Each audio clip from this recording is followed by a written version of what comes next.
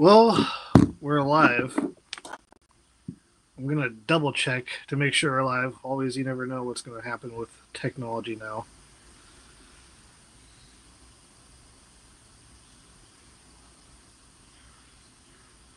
Okay, yeah, we are live. Hello, everybody. I'm Tate Hieronymus. I am hosting this whole event. I want to say thank you for coming, and I hope you guys enjoy listening to the speakers that we have tonight. They're all great researchers and speakers, so I'm very excited as much as you are. Without further ado, I would like to introduce the Master of Ceremonies, the man himself, RPG. Yeah. RPG, what's up, buddy? Tate the Great. It is good to see you again, sir. How are you? How are you? Good. I love anything we can do together in Bigfoot. I just have a blast with you. Well, you remember when we fell in love, right? It has something to do with this conference, does it not? It does. I remember when Tate was just a young man, hot on the scene, wishing to be a part of one of the greatest TV shows about Bigfoot of all time. Finding Bigfoot might be a little bit biased. And you know those guys that, like, you go to a concert and they follow you everywhere, and every time you turn around you can see them and they're in the background with these big eyes? Well, Tate did a wonderful job of tracking me down and showing me just how passionate he is about this subject, not to mention Bluff Creek and what we're going to discuss today. And then we got you in the episode, didn't we, sir? We got you in the final episode of Finding Dude, I'm so blessed. I thank you every day, and you know that's not a joke. So no, well, hey, you're awesome. You deserve to be there. Passion should be rewarded, you know. So, absolutely, and thank you for having us today, man. Small round of applause for Tate the Great. I'm just human like you. I'm not human. That's the problem. Well, RPG. Without further ado, I'll let you take it away. Awesome, bud. Awesome. All right, guys. Why are we here, right? Patterson Gimlin 58th anniversary Bigfoot mini conference. Thank you so much, Tate, for bringing us together. I'm willing to bet 5 out of 10 people, and probably more, the reason they got into Bigfooting is because of this amazing piece of footage. Am I wrong, right? Usually people either have some kind of encounter or experience, or they saw this and it just turned them on. Like, what turns you on, you know? We love Bigfoot, and we love the fact that what we're going to discuss today may very well be the greatest documentation of a cryptid of all time. Now, for a lot of us, we believe that it's real. Some people are on the fence and some people are skeptics. We are going to discuss a little of it all, but I want the audience to understand that the majority of this is to respectfully discuss this piece of wonderful footage shot by Roger and Bob that has made us love this just this topic so damn much. So for those of you that don't know, right, so October 20, 1967, these two gentlemen, they go out. Why these two gentlemen? Why is what they were able to accomplish possible, from my very humble perspective? Okay, in my opinion, Roger and Bob are the two greatest unknown folklore heroes of all time, or America. Now, some people know about them, but you know what I mean? I mean mainstream. I mean, there should be movies about these guys. This is when men were men, but they liked women a lot better. You know, like, these were manly men. They were trained pugilists, boxers. They boxed the hell out of you. And these aren't giant men. These are little men. I think Bob's what, like 5'8" at the most, and Roger was 5'2". So, like, they whoop your butt, man. If the MMA was around when they were around, they would have been champions of their sport. Now, on top of that, which obviously makes you very tough, gives you the grit and the passion you need to do hard things, like traveling extensively in backcountry for extended periods of time. Now, on top of that, they were both rodeo superstars. They could ride horses. They could break horses, you know, and both of them are very talented. And this is where you can agree or disagree. I'd even say Bob was a little more talented. I'm just going to throw that out there. Bob was like, it was like they were two different weight classes, right? But horses, horseback superstars, sharpshooters. If Bob wanted to make that shot, if he really thought he was in danger, he would have made that shot. I would have bet one of few people in the world on horseback, even if he was moving, even if the horse was spooked, Bob could have made the shot, but he didn't, right? What does that tell you? That tells you that what he was looking at, he believed was very, very, very real. Now, on top of that, they're true American cowboys, and with the greatest respect that we discuss them today, and you know, God bless Bob. Bob's still with us. I think he just turned 90, 94 or something. And you be careful. Even at 94, don't leave him alone with your wife or your girlfriend, because they'll be walking off with him with a smile and a nephew. Like, dude, he is a gentleman in a way that I think all men should aspire to be like, a true Pacific Northwest gentleman. But anyway, they're amazing men. And I think it would take an amazing person to accomplish what they accomplished. And that's why, one of the many reasons I believe that what they captured on that amazing day is true, because it took that kind of a badass to achieve what they did. Now, anyway, I could ramble, I could talk, but we're all excited. We have someone. Now, I've never met Emily before, and her last name's Fleer. I know. Anyway, I don't speak French. I can say femme la bouche, because that's what my French teacher used to tell me all the time. Shut your mouth, Ryan. Femme la bouche. But the Forest Flair is her website. She is dedicated. She is driven. She is the best hair person in the business. Wait till you see this hair. Prepare to be jealous. But once again, we go back to people, like I was saying with Tate, passion and grit. Who wants this? Who loves this said subject? Not only loves it, but loves it enough to want to educate and inspire people to get back into nature and to create their own Patterson Gimlin film. So without further ado, I'm very excited to hear her talk for the first time, and I hope you are as well. Ladies and gentlemen, oh, I'm sorry, I almost skipped a major part, and I apologize. I'm just so excited to let Emily chat. We lost someone, not to get emotional, but we lost the top of our field basically this year, and it broke a lot of people's hearts, because we don't have a lot of people in academia that defend what we believe to be true. And Dr. Jeff Meldrum was, for everyone that met him, for everyone that worked with him, for everyone that was lucky enough to steal a minute with him, and I've done so many conferences with him now, and for some reason I was always the guy that either picked him up from the airport or would ride to and from the airport with him. So I got this like special time, and you don't want him to know like what a fanboy you are of him, but I didn't care, and he didn't care. He was such a lovely human being. So we're just going to take 10 seconds, and we're just going to think about Dr. Jeff Meldrum and just honor him for a second, because the field lost someone very, very, very, very important. And I hope and pray that somebody comes along to rise into that position. They will never replace Jeff, but they can. That's a big shoe to fill, but we need that. We need more people in academia. So for 10 seconds, we're just going to sit in silence and remember one of the best that ever lived.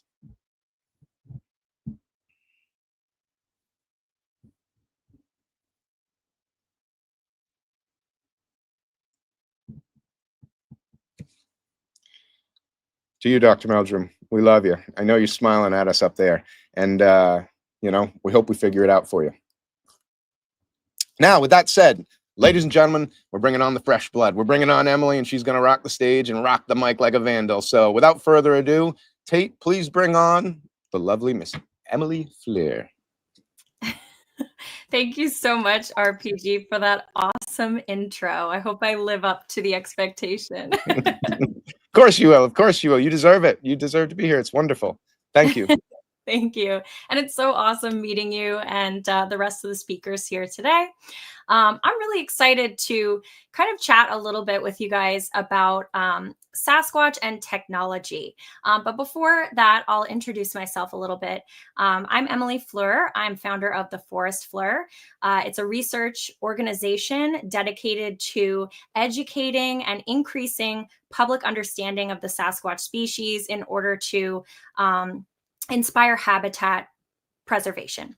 And so I do quite a bit of field work as well as researching behind the scenes when I'm unable to get out in the field. And so over the past 2 years, I've kind of noticed that Sasquatch and technology really go hand in hand. And I've spoken with Tate about this as well, because I know that he is really good at combining technology and Sasquatch research. But I wanted to start out with the PG film, because at that time, the technology was very limited. So, how did this all come to be? How did this evidence arise? What is the Patterson Gimlin film? Let's talk about it. And then we can talk about how we can use today's technology to sort of recreate that experience and have our own PG moment. So if we look at the different types of evidence that exists today regarding Sasquatch, we have footprints, we have hair samples, we have fingerprints, we have nesting sites, we have eyewitness accounts, audio recordings, and repeat activity. The first being footprint casts. The Patterson Gimlin film really proves that footprint casts can actually tell us a lot about Sasquatch, right? It's not just an impression in the ground. It's not just a hunk of plaster. There's actually anatomy within these casts that tell us the science behind Sasquatch. So I actually have one of the PG casts here today to show you. And it's kind of hard to see, but when I flip it this way, you'll be able to see what I'm talking about. So there's an anatomical feature within a Sasquatch foot called midfoot flexibility. This is present in other apes. And basically it means that the middle of their foot is very flexible, where humans would bend our feet at the ball of the toe to provide traction. Sasquatch are bending their feet in the middle. And because of this anatomy, when they step, they leave this sort of mound of sand or dirt wherever they're stepping. And because a footprint cast is a negative of the print, it shows up as an indentation. At the time of the PG film, this anatomy was not widely known by science. It was just in the beginning stages of being discovered. So midfoot flexibility in apes was not a common knowledge in 1967. So the fact that these prints contain this anatomy is really, really amazing. And it just shows how credible the film is. Another piece of evidence that backs up this film are the fingerprints. You can also have dermal ridges, as they call them, on your toes, and those are present in some of the PG film casts. You can actually see the little lines within the PG film cast toes. So fingerprints are a really great way to tell if a Sasquatch print is real or not. Of course, somebody handling the print could leave fingerprints, but if it is just present on the toe part, it's a good indicator that the print is real. So at that time, that was a major piece of evidence. And the only thing that leaves fingerprints are apes and koala bears. So unless a giant koala bear left these tracks and has human-shaped feet, I think we can assume that these came from Patty. So these tracks were cast about 9 days after the Patterson Gimlin film was shot. And there was a series of about 10 casts, all looking a little bit different based on the way Patty was stepping. And so between the footprint casts and the dermal ridges, those are just two pieces of evidence that really back up the PG film. Something else that backs it up are the eyewitness accounts. Not only is there footage of this Sasquatch, but there were two people that witnessed this event. Eyewitness accounts are super important. Unfortunately, they're not taken very seriously by the scientific community in general, which is funny because, you know, law enforcement uses eyewitness testimonies to solve crimes, right? Eyewitness testimonies are extremely important in every other field except seemingly Sasquatch research. But to us true researchers, eyewitness reports are very, very important. And being that there is footage to back up Roger and Bob's stories, I think this is a great indicator that the film is real. Another thing that I wanted to mention about the PG film site is something else that backs up its credibility, which is repeat sightings. So sightings in this area of Humboldt County, California, have continued up until this day. So I wanted to just read a quick sighting for you. This is fall of 2023. I'm a Class A truck driver, and this went down while I was heading toward the coast on Highway 299 out in Humboldt County, Northern California. It was somewhere between 2 and 3 a.m. on a Thursday. I was starting to nod off, so I pulled over just east of Willow Creek to grab a quick nap. It was cold as hell, so I kicked on the defroster and set my lunch on the dash to warm up while I shut my eyes for a bit. Had the windows cracked just a little. Maybe 10-15 minutes after I dozed off, I woke up to this thud, something big walking up to my truck. Before I could sit up, the door handle rattled. Whatever it was tried to open my door. Thank God I'd locked it. Right then, I just froze. I don't know how to explain it. I felt like something deep down told me, don't move. Whatever that is, it isn't safe.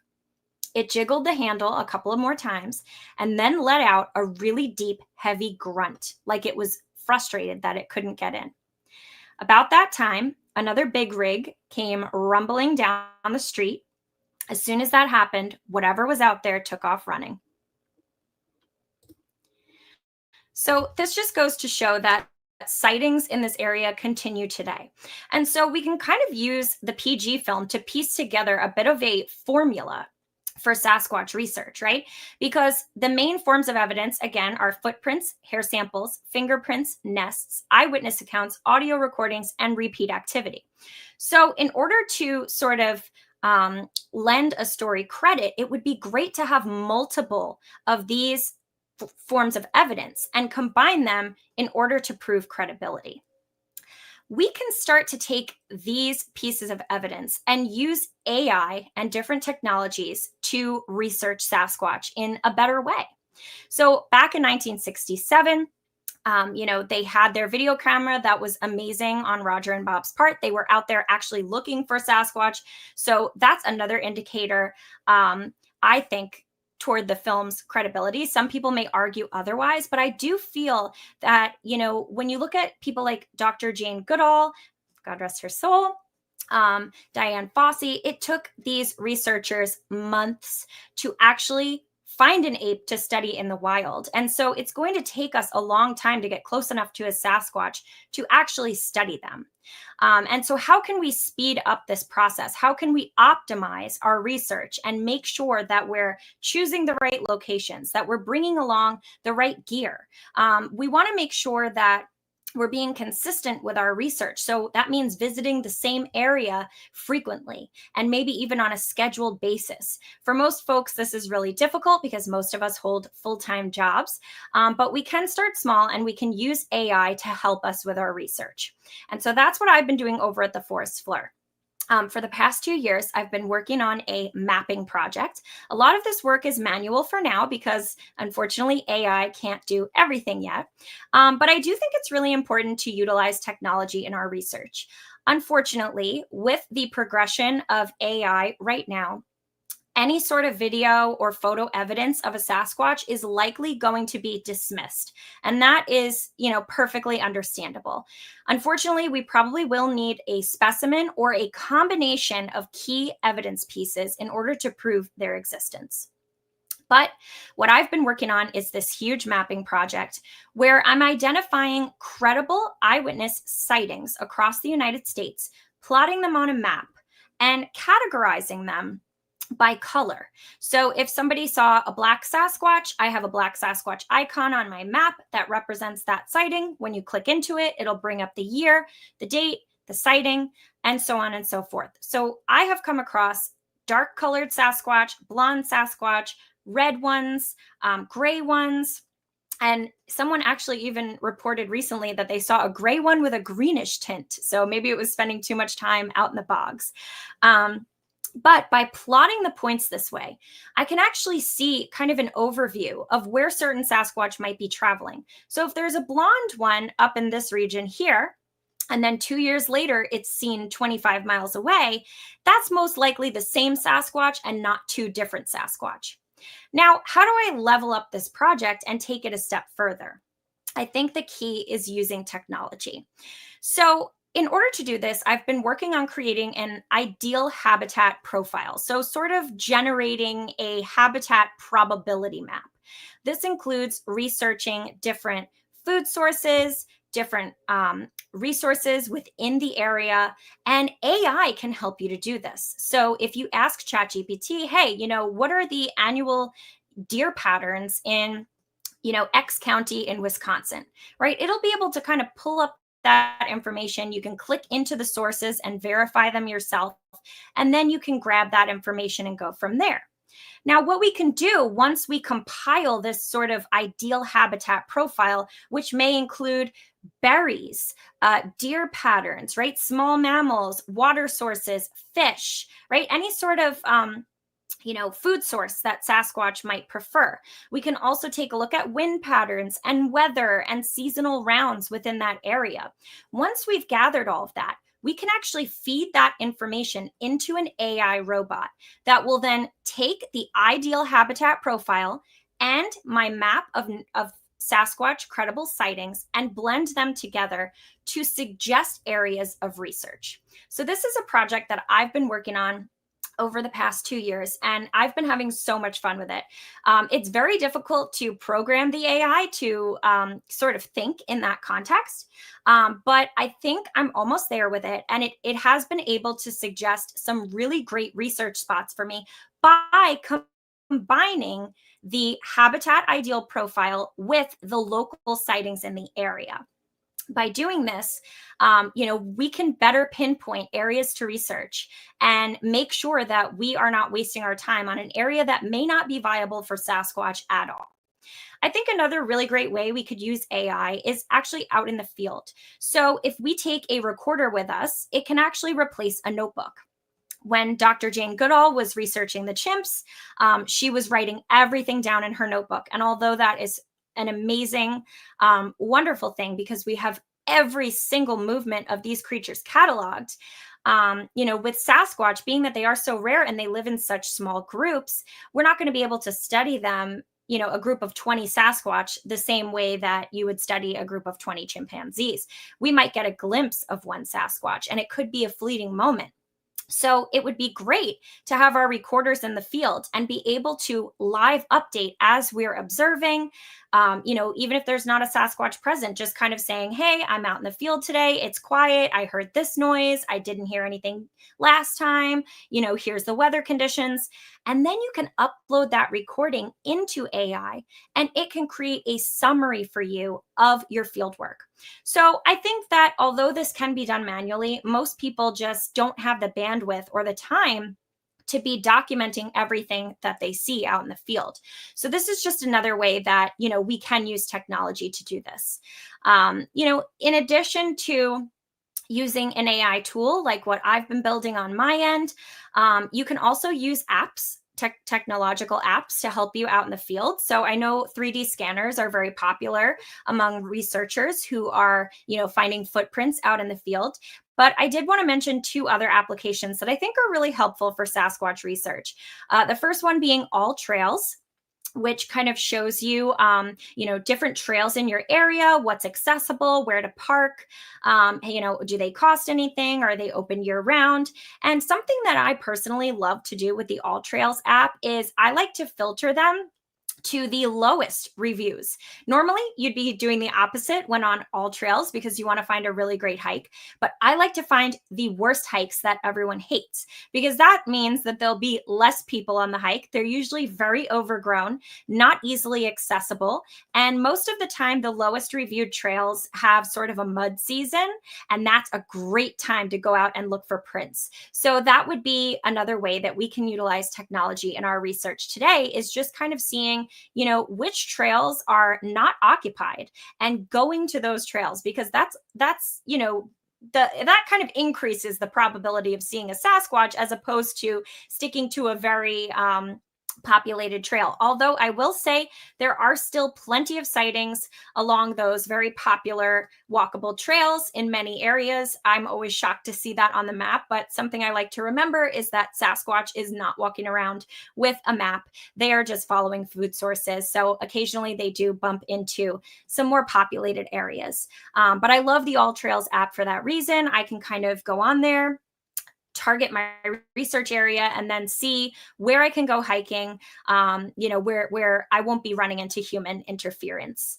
Another app that I wanted to point out is called OnX. It's a hunting app, and it basically shows you detailed private land ownership. So you can kind of base your hikes around that. It's an app intended for hunting. So it'll show you areas that are accessible to you. It'll show you where those areas back up onto private property, which I think is really, really crucial when you're researching Sasquatch.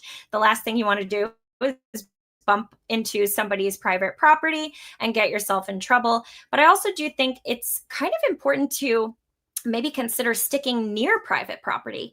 Of course, you never want to trespass, but if you do go to an area that's close by to private property, I almost wonder if there could be an advantage there, because maybe there are less people. Maybe it's a property that, is acres and acres, and maybe there's a farm nearby, or, deer are grazing because the property is mowed by the owner.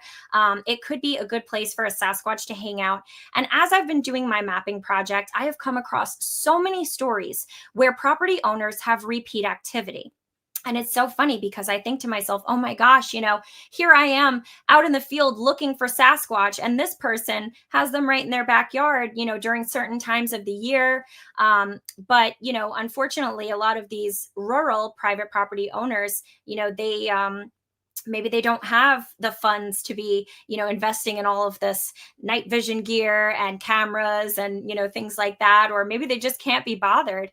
I do come across people who say they have pictures and videos, aren't willing to share. I'm not sure if they actually do, but I do think that private property can be an advantage for Sasquatch researchers, and most of us don't have access to it. So I think OnX is a great app to look into to kind of see how close you can get to private property in wilderness areas where there could be game sort of frolicking about for Sasquatch to come and hunt. So those are just some of my tips on how we can use technology to sort of help us in our Sasquatch research today. I know it is really disappointing that, AI has made it sort of impossible for us to prove their existence through video and pictures. And I myself was really disappointed by that when I started seeing all of these videos of like two Sasquatch clinking a beer around a campfire, although they are very, very funny. It is disappointing for a researcher because I've always thought that I might be able to prove Sasquatch's existence if I was able to get a video like the Patterson Gimlin film. But unfortunately, in this day and age, I do think that it's going to take more than that. And so my sort of goal out in the field is to, start to get closer to Sasquatch, right? So, collecting their footprints, collecting hair samples, recording vocalizations. If we can come up with a huge database of, evidence and activity, maybe, we could get to know the area, get to know their patterns, get to know their movements, and then predict where they are. And if we hang around the area long enough, perhaps we could find one that has, naturally died of, natural causes, right? That would be the ideal. That's probably not how it's going to happen. But that's at least how I'd like to go about my research. But I think by using technology in combination with old school field techniques, that's how I'm kind of going about this. And I'm kind of just trying to figure out how to leverage this, what seems to be a problem in the Sasquatch research field, and sort of spin that into a positive, right? So we can't prove it with pictures or video anymore, but maybe we can actually utilize AI to help us in our research. So right now I am using a tool that is taking that ideal habitat profile, merging it with local sightings, and predicting areas where I should research. And I just wanted to share with all of you that this will be available to you pretty soon. I am working on finalizing it so that I can publish it and we can all use it together. Unfortunately, there are some costs related to it. AI kind of goes off of usage. So I'm just navigating that. But I do really want to be able to release this so that we can all use this out in the field and basically have a little AI bot that will predict where we can see a Sasquatch. And we can all test it out and see what we come up with. Maybe one of us will be the next Roger or Bob. All right, Tate, back to you. Well, I'm Tate Harmonious, and I have beautiful hair, and I like to wear alpaca sweaters in the middle of the summer. Why? Because I can. Emily, where do I even begin? First of all, I can't believe I've never heard you talk. I apologize. You're amazing. Every conference I do, everywhere I go, I say we need more dynamic women in the field, and I didn't know there were so many good ones. So I can't wait to hear Nikki talk next, but like, wow. I just want to go over a couple things. First of all, never think you know everything, right? You're like apes and koala, the only two. I didn't know the koala was in there. I want to thank you for teaching me that. That is amazing. What else did I write down? Basically everything. I can't believe it. Can you please talk for another 2 hours so all of us can just sit here like this?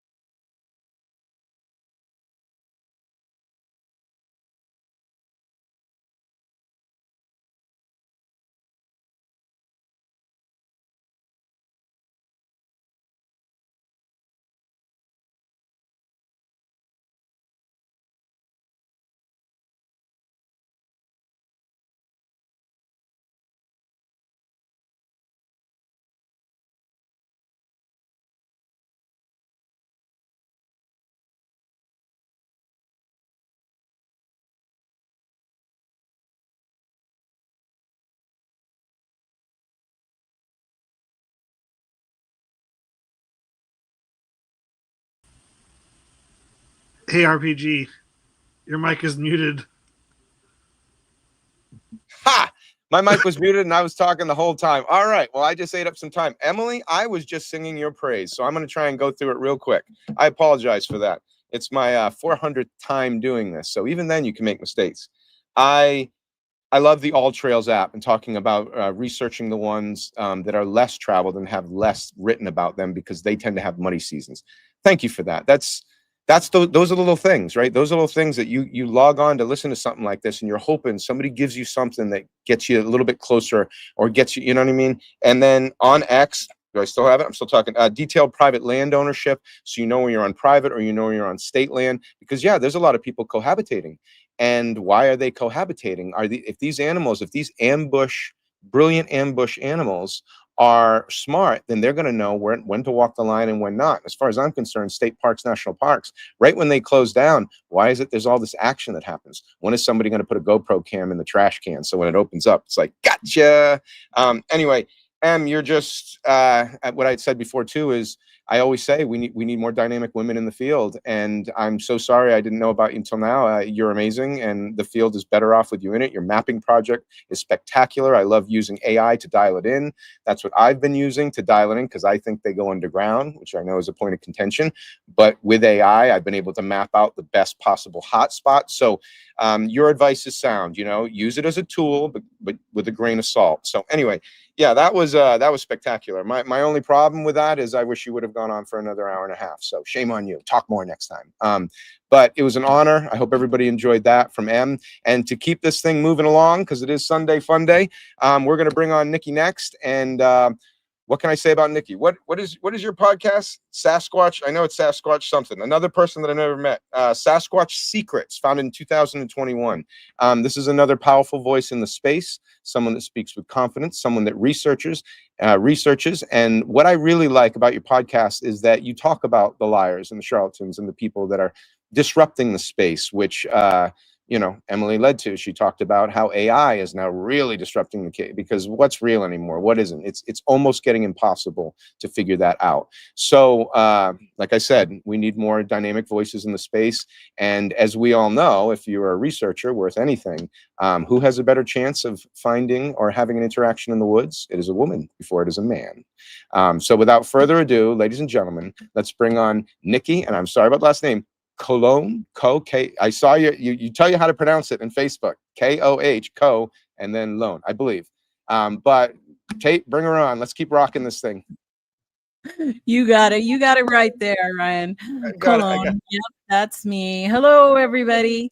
Thank you for having me on. My name is Nikki Cologne, and I have a channel called Sasquatch Secrets. On my show, I'm dedicated to uncovering the truth about Bigfoot. My mission is really simple. It's to provide a place where truth matters, where my research, where, we provide evidence that's valued above clicks and views, and where hoaxes don't get to take away from the real investigations. It happens all over the community, and Bigfoot's a mystery and deserves honesty, integrity, and open-minded curiosity. So that's what I strive to bring through my show, and hopefully, we learn along the way. So it is about that honesty and curiosity, and wherever that may lead us. You can go ahead and bring that up now, Tate.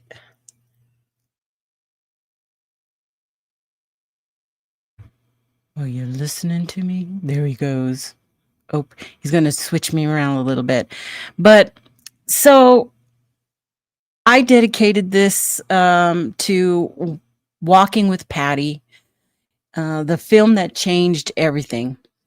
And over 50 years ago, on an ordinary fall day in Bluff Creek, California, a short piece of grainy 16 millimeter film was recorded. Less than a minute long, yet it became one of the most debated, analyzed, celebrated, and criticized pieces of footage in history. Some people look at the Patty Gimlin film and see undeniable proof of a large unknown creature, something that walks like us but is not us. Others see a man in a costume, an elaborate hoax created for fame, money, or entertainment. And you know what? Both views have valid reasons behind them. This film has incredible arguments supporting its authenticity and equally compelling points to raise doubts. And for me, that's okay. It's okay. What's fascinating is this. After more than half a century, we still don't agree. Why? Why is that? Because the film can't be fully retested. Technology keeps advancing. New theories keep surfacing, and personal beliefs influence interpretation. The mystery lives on because no one has ever been able to fully prove it or disprove it. But here's something even more important. Whether you believe Patty was real or a person in a suit, this film changed everything. It sparked modern Bigfoot research. It inspired documentaries, podcasts, TV shows. It brought believers and skeptics into the same conversation. It united people through curiosity. I'll be honest with you, this film changed me too.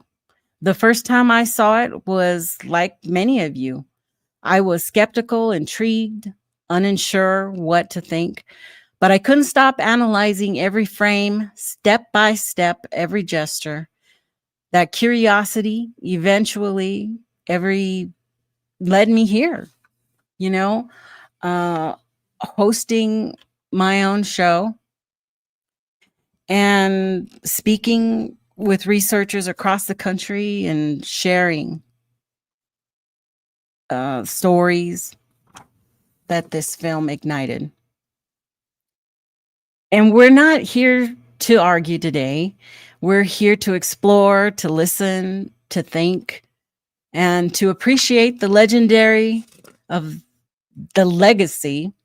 of the most iconic moment in Bigfoot history. Because real or not, the Patterson Gimlin film became legendary. So why the debate still 50 years plus? Let's talk about why this debate is still alive today. Because if this were simple, it wouldn't have been solved. It wouldn't have been solved years ago.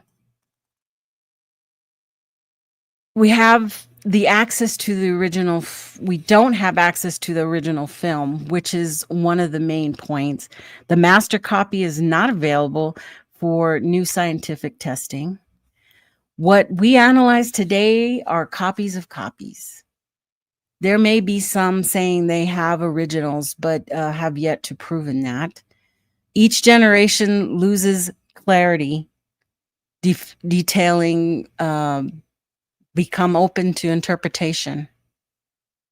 Everybody has their own method of looking at this film and interpreting it.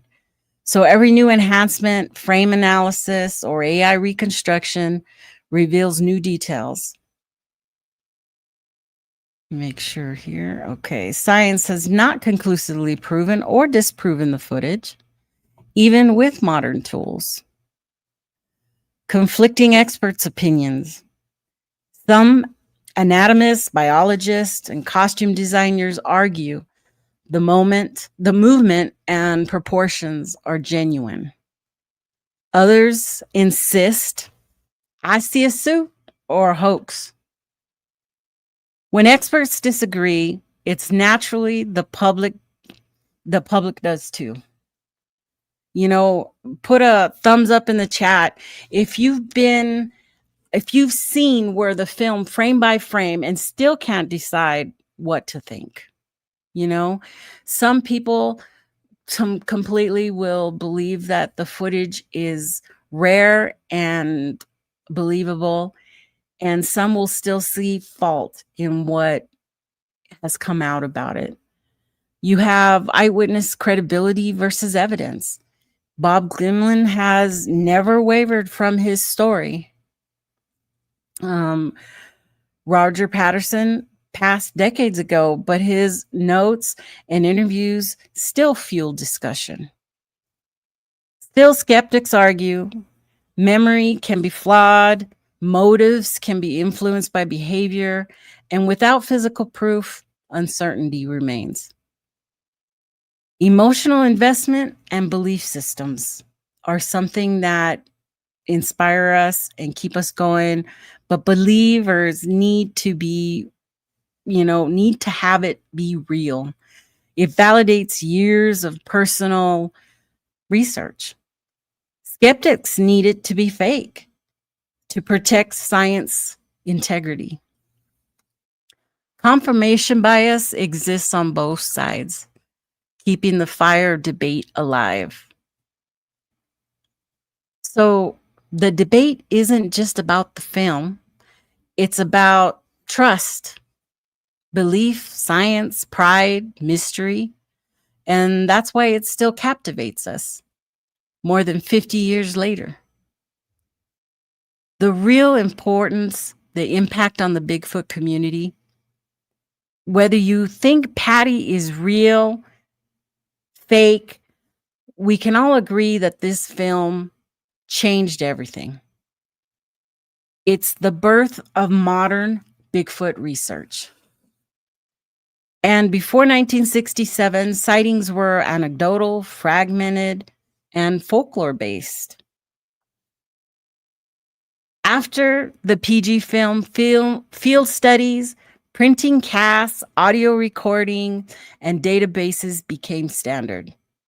Here I show Thomas Steenberg, one of the greats in the field today, and how he would get on that ground, put his face into that potential print, and really scientifically research and investigate anything involved in that print.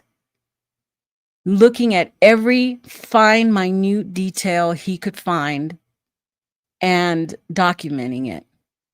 And he, like Emily had said earlier, had his field notes that he would write in every day as we were up on Mount St. Helens and document everything he found or didn't find.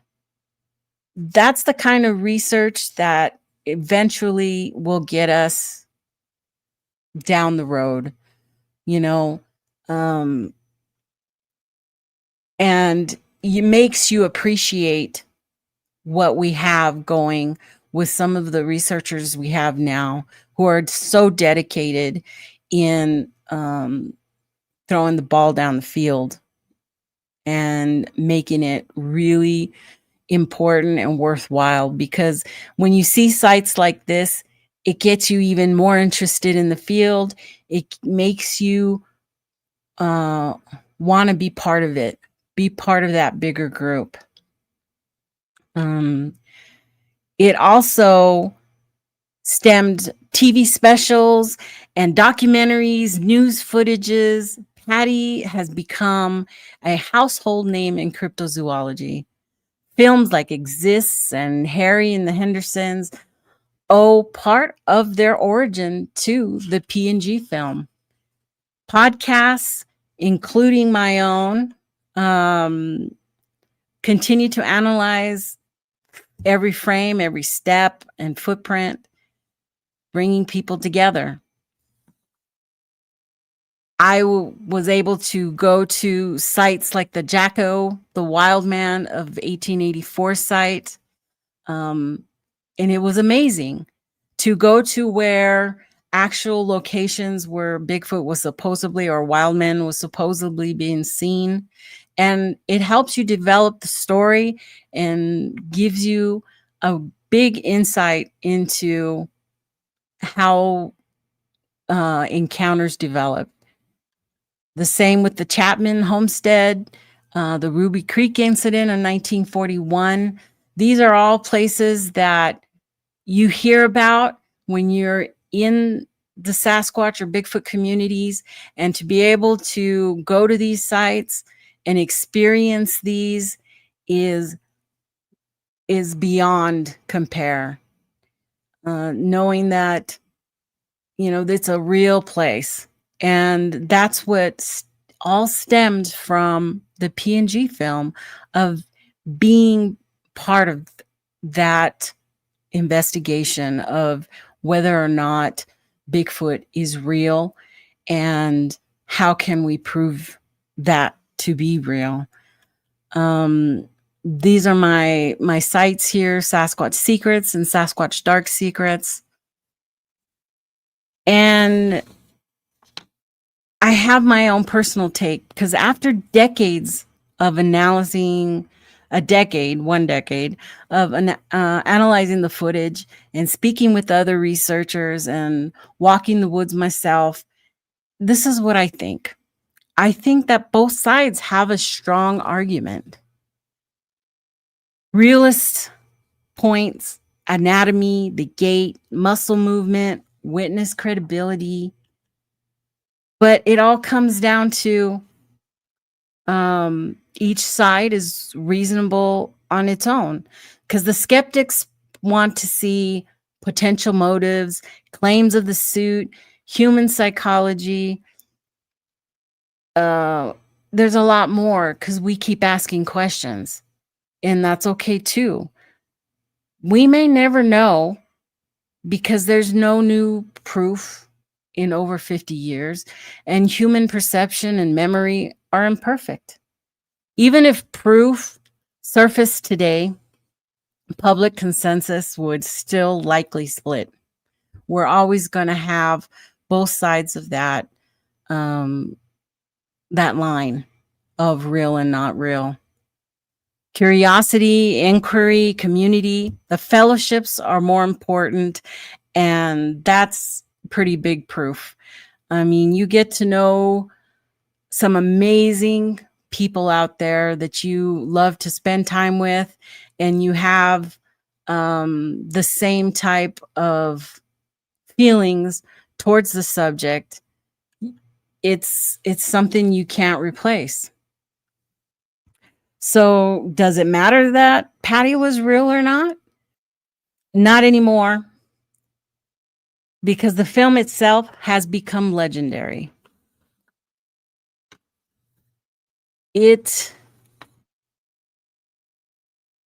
The discussion, the note of respect and appreciation, because whether you're a believer or a skeptic, the impact is undeniable.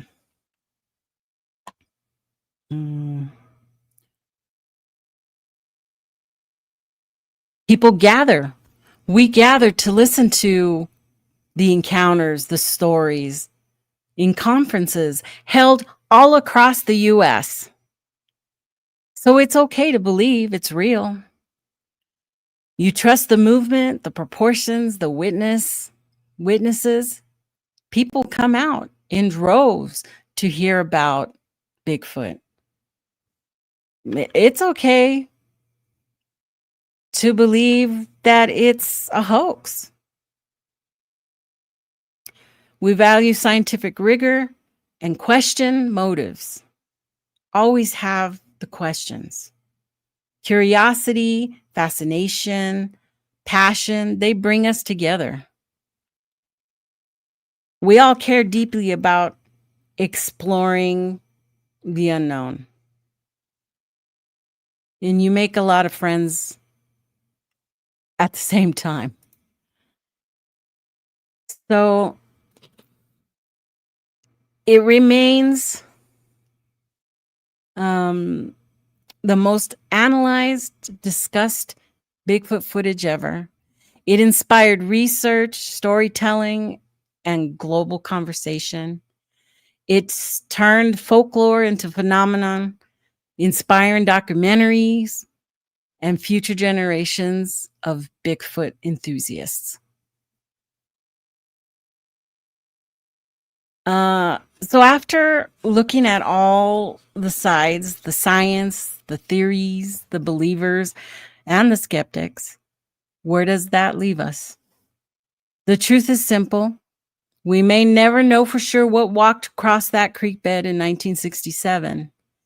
And at this point, it may not even matter. What matters is the impact. The Patterson Gimlin film lit the spark that gave birth to modern Bigfoot investigation. It created a community. It inspired a movement. It challenged us to think deeper, question harder, and keep searching for answers. It's okay to believe the film is real, and it's okay to believe the film is not real. There is room for both. Because whether Patty was a creature or a costume, the film itself became bigger than the truth. It became a symbol of curiosity, a symbol of mystery, a symbol of the unknown that still costs us to go to the woods. Over 50 years later, it remains the most important incident in Bigfoot history. Not because it's proving anything, but because it made us care. And that, more than anything, is why the Patterson Gimlin film will live on forever as a legend. I'd like to, oh, I don't have it on here. I wanted to also express my condolences to the Dr. Meldrum's family, as well as Scott Violet's, who also passed from Squatch America. It's really taken its toll in the community. We loved them. We spent time with them. And it was a heartbreak when both passed. So I'd just like to express that. So thank you. And back to you, Tate or Ryan. Nikki.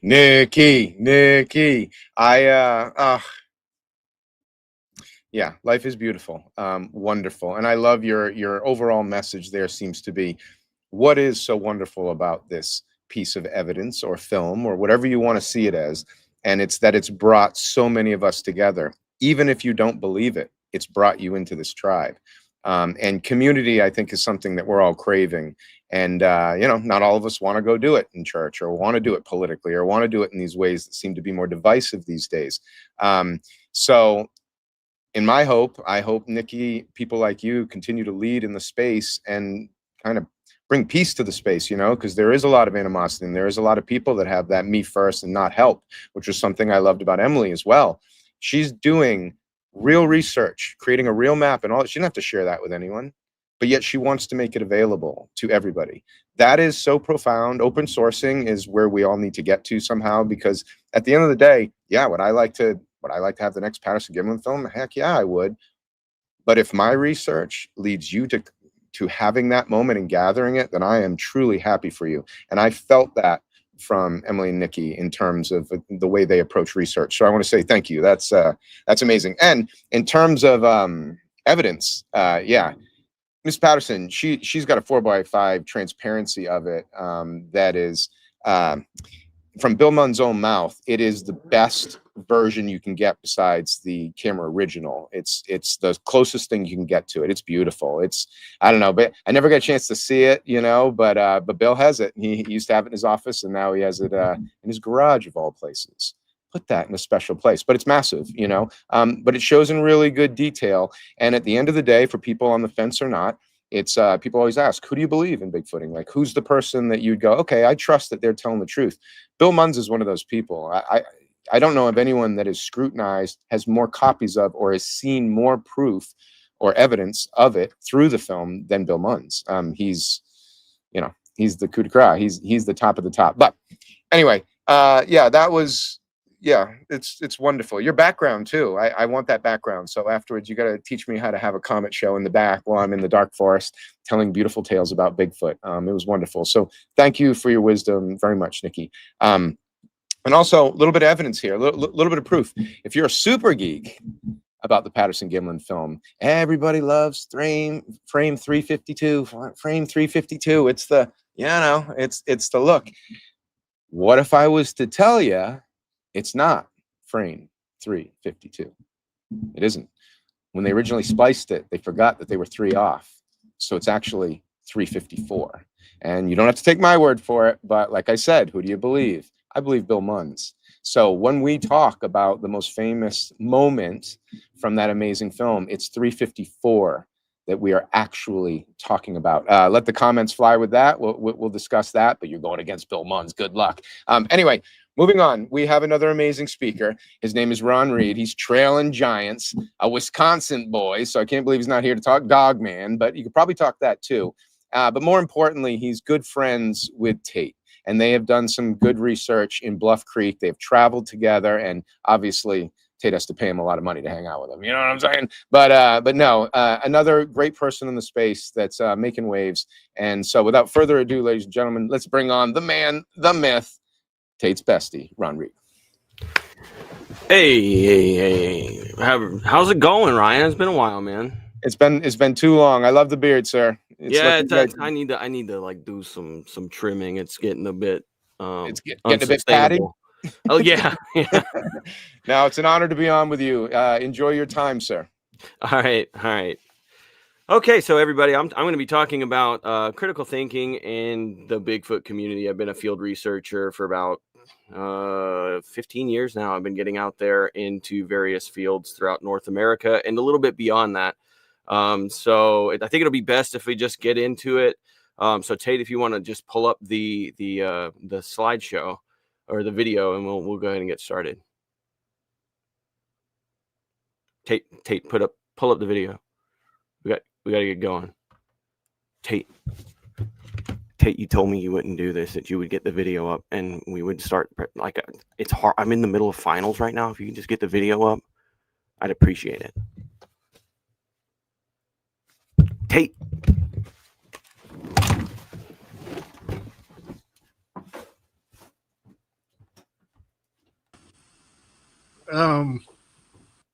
Well,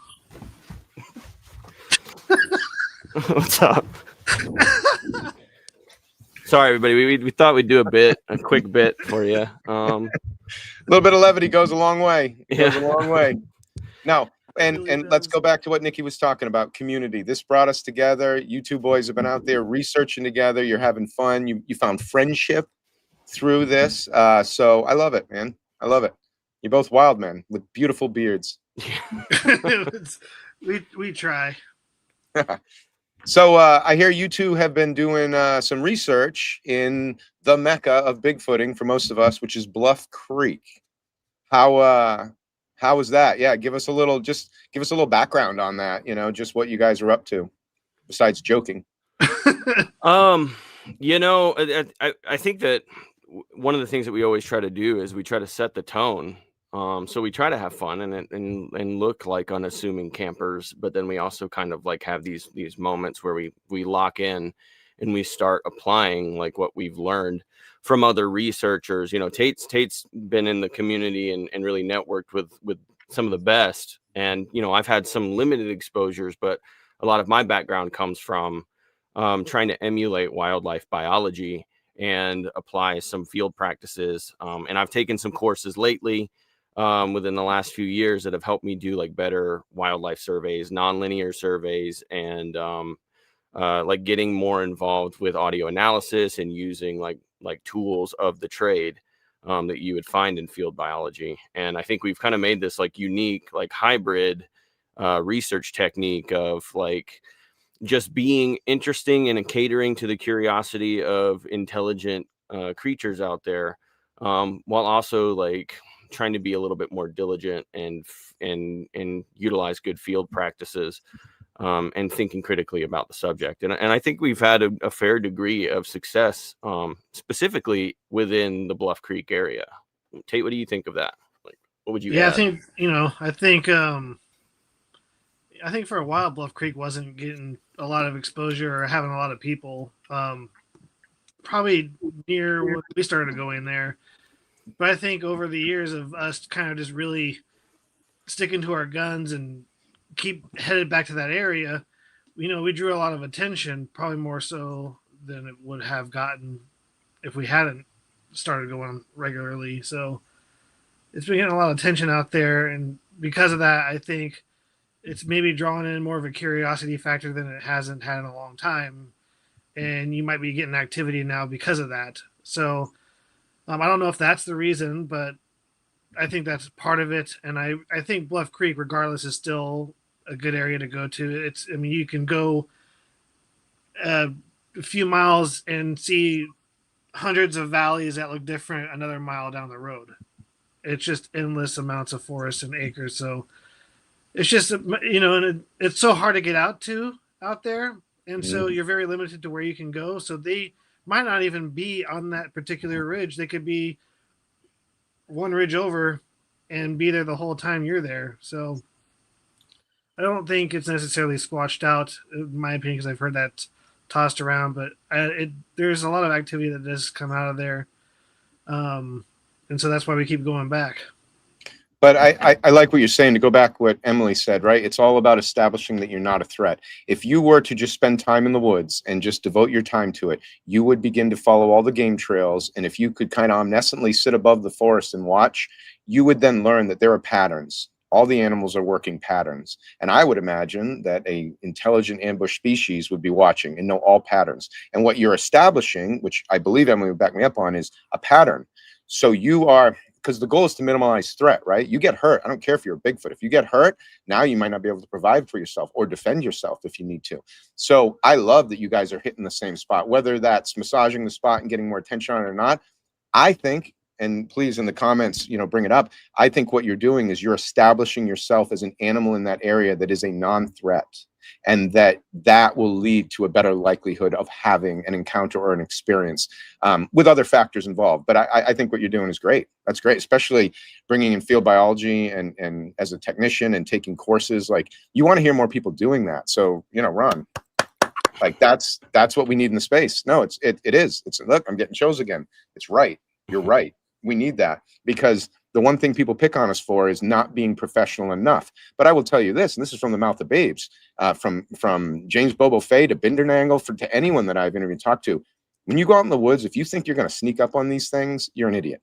I'm sorry. I'm just going to say it flat out. That all you really have to do is go out and have a damn good time. Because you know what we're all attracted to? A damn good time. Good energy, positive energy in the field. And if you go out and have a good time, like I know you two do, I want to go out with the two of you, but while you're simultaneously also researching, that's genius. See, chills all over my whole body. You guys are on it. So there's a perfect medium, I guess. Yeah. As I was gonna say, is it can be. I know that, like, we go back to the drawing board a lot because we overcompensate for one or the other, like whether there's too many cameras, trail cameras deployed, because we're really wanting to, see things, and we might inadvertently be intimidating things from using, aggressive scientific approaches, or we're like having too much fun. Like a good example is, like, we've been doing like laser light shows up in Bluff Creek with like this little portable system that we've established. And while that's cool and we're introducing a lot of sounds and sights, like I recently was reflecting on that, like, and I said, well, maybe that's too much. Maybe we're overstimulating them because we're introducing new unknown technology that may be, destructive from their perspective. And then they're just sitting on the hillside. Like, how did they cast a 30-foot laser lady dancing to the, to a song, like it looks like witchcraft, and it's like, so I kind of wonder if, like, maybe that's too much, and like with certain survival strategies of animals, like curiosity and better understanding potential threats is something that might lean them a little bit closer to the scene. But then there's some animals, and Bigfoot might be one of them, that it's just like, it's unfamiliar and I don't have to be around it, so see ya. And then what we experience a lot of the time after doing these huge displays to capture curiosity is total silence, in contrast. So so it is like, it's trying to establish something that works, and that's where data collection comes in handy, because it's like, well, we've done this and 3 out of 10 times we've gotten results, so maybe keep doing it, or we do this and we've been doing it for 3 years and haven't had anything happen at all. So, like, maybe we should retire it until until we've tried some other techniques and tested some different strategies. Sure. And what's awesome about what you're doing, and if people ask too, like, what is one thing of tech or one thing you would bring when Bigfooting? If you're serious about research, not just having a genuine experience, if you're serious, bring a journal. Journal that. Whether you're speaking into your phone, get the detail immediately, because even a day later, you will begin to slip. You will begin to add. It's amazing what the human mind does. So I love that you say that. I believe Nikki and Em would back that up as well. You know, a good journal and the discipline to detail every experience, no matter how thrilling or exciting it is paramount to proper research. What do you think, Tate? I agree. Having a journal is really good. And you know what's cool about a journal is you can have it on your phone, and there's another tool you can have on there without having to carry something else extra. Is you can get a 3D scanner if your phone allows it. So you can, if you see anything weird like a tree, you can actually 3D scan whatever you're seeing. You know, you could do a video or a picture, but I think a 3D scan allows for a lot more detail. And then you write it down in the journal. Yeah. And then, yeah, give an example of like techniques too. I want to talk about that as well. It's I saw Jonathan in the chat posted about it. So like, the normal camping thing to do is like if you have a guitar, somebody plays that around the campfire. I feel like a lot of people who go out bigfooting will do that. So I don't want to do the typical guitar around the campfire thing. I want to bring a projector and a screen and watch a movie in camp or play video games and do that, because Bigfoot has not seen people do that. And then playing music in the woods, I want to take it to the extreme. So I brought my bass and bass amp and was playing music and got a wood response or wood knock like a few minutes later. So I like trying different things out or taking it to the extreme of some particular research method. And I would love, like, in this field, for those of you that aren't seasoned and hardened by, the intense personalities of our space, until somebody really, even if somebody proves that a certain technique works, that does not mean that other techniques may not work as well. For those of us that go out a bunch, most of the time nothing happens. It's like ghost hunting, it's like UFO hunting. It really doesn't. So you need to go out and try new things and have fun with it. And then if it does work, it's just like fishing. If a lure works, then you try it everywhere and you try to see where the patterns are. And I believe what we're all doing, it's a longitudinal study. Don't think you're going to knock it out of the park day one. You're not. So be in for the long haul. And then once you gather your evidence and you find out something that works, the hardest thing that you're going to have to deal with is, do you share? That's it. Do you share? But yeah, you guys are awesome, man. I love it. I love that you found each other. How did you guys become best buds? What was it, a Craigslist ad? What's going on? It started in Six Rivers. So I mean, just my history in the Bigfoot field is kind of like I'm a big road tripper, but a solo investigator, and I was like kind of in the middle of Tennessee, a little too close to Nashville, and I felt compelled to venture outward, and so I mean, instead of like trying my luck over and over again without much happening in like the Smokies, and there's still potential in like Appalachia and even like in Tennessee and the Carolinas and stuff. I just went out to California, like as like a kid straight out of high school, like just flew out to California, and didn't know exactly what I was doing in terms of good field practices, but got out there and had some like cool experiences, not necessarily squatchy, but a little bit of squatchy, like hearing some wood knocks up there in Six Rivers. And it took me like 10 years, or I think 8 years to get back for the second trip. So it was in the fall of 2018. I finally was able to drive a vehicle back there and get to Louse Camp. And this was after going through Willow Creek, and I had just gotten off the year. It was a few years before I had thru hiked the Appalachian Trail. So like I got out there to try and do a lesser known long distance hiking trail called the Bigfoot Trail. And the Bigfoot Trail was like rough. Like, it's still very much in development, and that whole, you know, like whether anywhere in the Klamath Mountains is like very rugged, and like the section of trails, you know, they're ravaged by wildfires or just like low maintenance.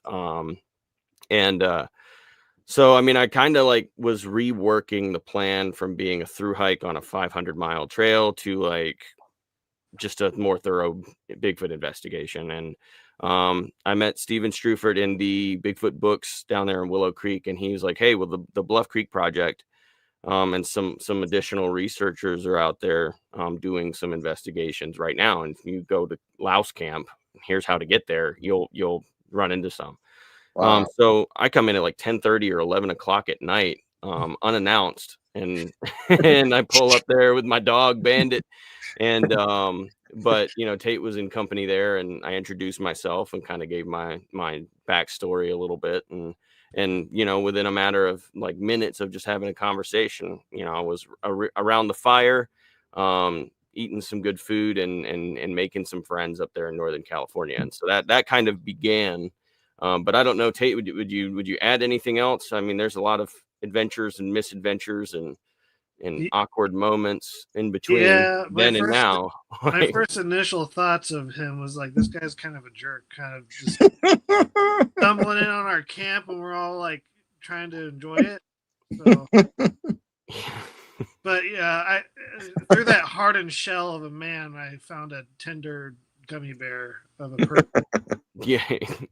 I think you and I remember that differently. Hey, but Ron, let me commend you, right? In the spirit of the Patterson Gimlin film, in the spirit of two men that, regardless of how you feel about them, they were badasses. They were worthy. You were traveling solo that time at night. You wanted it. You were willing to risk life or death for it, and you strolled into camp like Roger or Bob, in my opinion. So I like whatever they thought, they were definitely like, wow, mad respect for this crazy guy, because that takes BALLZ, okay, big time. And Tate, you have that too. You have this thing about you that's fearless in a way that I think is paramount to research. You know, you almost got to be a little wild to do it. And you two, it seems like you share that. It seems like you share that. I love it. Thank you, my man. Yeah, of course. I'm not hooking up with you, but I think you guys are awesome. Oh, okay. Still? Yeah. No, it's great, but it's a beginning, right? Like, once again, let's go back to what Nikki was saying. Bigfoot brings us together. Somehow it brings us together. And if you want it bad enough, you're going to have to deal with a lot of haters. You're going to have to deal with a lot of people telling you techniques aren't right. This isn't right. But they don't know. And honestly, don't hate people. You want to know one of the greatest things you can do about going viral online? Don't hate the haters. They're part of the process. Love them. They will help you launch. I've learned that before. Yeah. Yeah. No, love the haters. Love them. They're part of your tribe, whether they like it or not.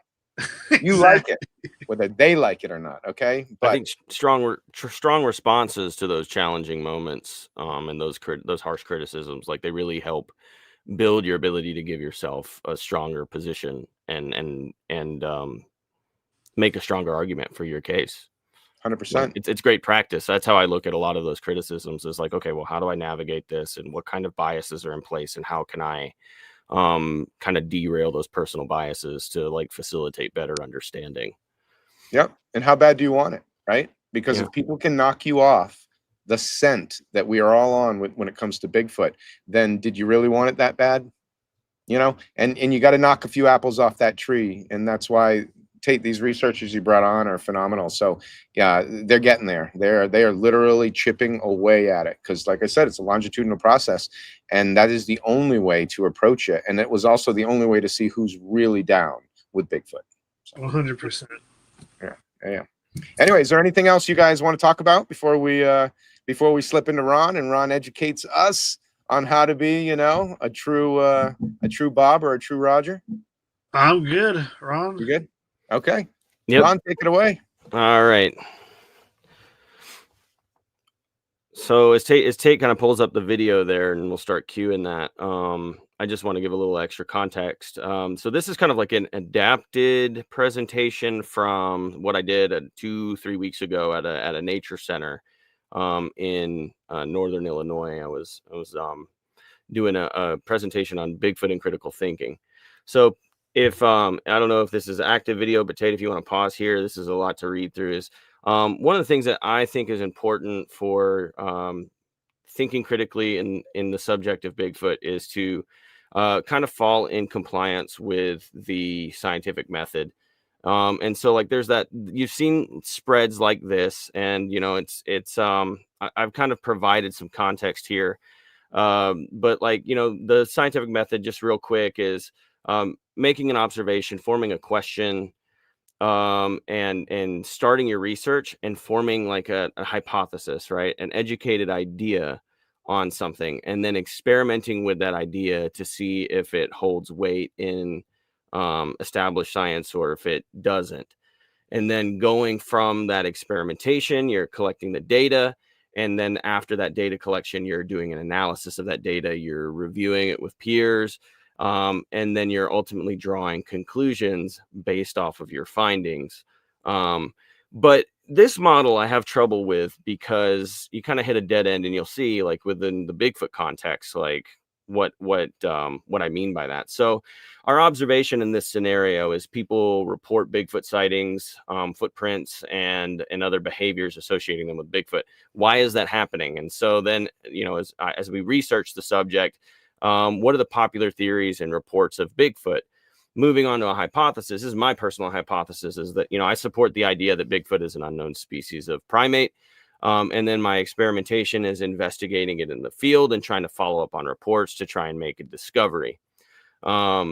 With data collection, I'm recording wildlife data, assessing habitat, deploying camera and audio equipment. So in addition to just trying to get evidence of Bigfoot, there's this other aspect of just understanding the environment that Bigfoot would undoubtedly have to live within. That is, you know, habitat that has to be supportive of an organism like Bigfoot, especially if you go back to my hypothesis saying that it's an unknown species of primate, a biological animal, and not a supernatural entity. So if we're looking at that, then you know, there's certain things that I'm looking for, like, hey, I need water sources, I need food sources. And, you know, based off of our understanding from eyewitness reports and long-term data collection is, you know, Bigfoot's an opportunistic omnivore, similar to a bear, where it would be eating vegetation, berries, but also like is probably taking advantage of meat sources, animals, rodents, insects, various things like fish or amphibians from streams and stuff like that.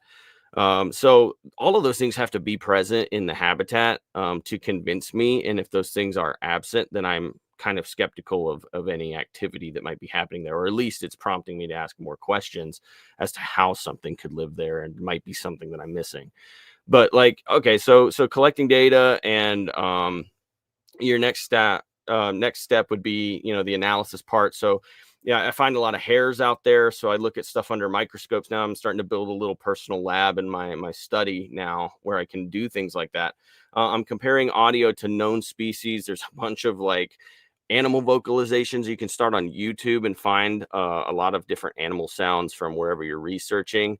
But like in this field, it's important to like cross-reference birds like cranes and owls, and their potential vocalizations. So if there's, you know, you want to make sure that you're not hearing a sandhill crane or a whooping crane or a barred owl or a flagellated owl. And so like looking up vocalizations of those animals and cross-referencing them, while also like asking people in the field that might feel like obligated for, you know, to participate, or not feel obligated, but would be willing to weigh in on it. That's something that like I really felt fortunate for having, is getting a second opinion and seeing what others have to say. But then you'll see here at the conclusion, like let's say I go out and I collect some hairs and some strange vocalizations on audio. I get to this point where it's like, well, can the proof be refuted, and does Bigfoot exist? Well, if it's not absolute proof, you're kind of forced to kind of end your investigation there. With this model of the scientific method, you hit this like brick wall of, well, I didn't produce a body, so what did we do? You know, where are we? You know, was it a success? Was it a failure? So this model doesn't work for me as applying it to Bigfoot. Tate, if you want to go ahead and hit play again, we'll get the other model up. It's a little bit more complex, but for all the right reasons. All right. So let's take a look at this one. This one has a lot of the same steps, but it's a little bit different. You still got your ask a question, research your topic. Let me go full screen here because it's a bit small.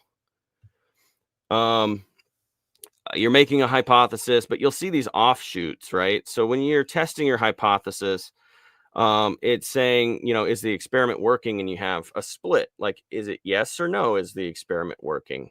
And if not, then you can try to fix the experiment or procedure. This kind of makes me think of like, well, when we go out there and we try wood knocks, we might elicit a response, and we've done that several times. And, that's something that is worth repeating. But with our laser shows, maybe we're scaring away Bigfoot. So maybe it's time to retire that particular practice as part of our research, at least within a specific area like Bluff Creek, which it doesn't seem to be producing any results. So maybe we should find something that's less aggressive, or start interpreting why the laser shows produce quiet, squatchless nights. And going from there, like, you can test the hypothesis after you improve it, you audit it a little bit, and find a better system in place to kind of conduct your research.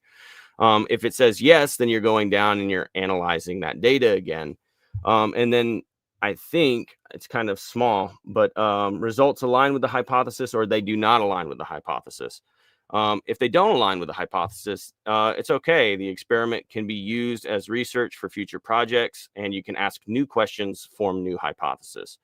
And I think that's important to have that opportunity when you're dealing with this ongoing field where it's a fringe science. I don't like the word pseudoscience because I think there's real science applications in the subject of Bigfoot, and it aligns well with established wildlife biology, in my opinion.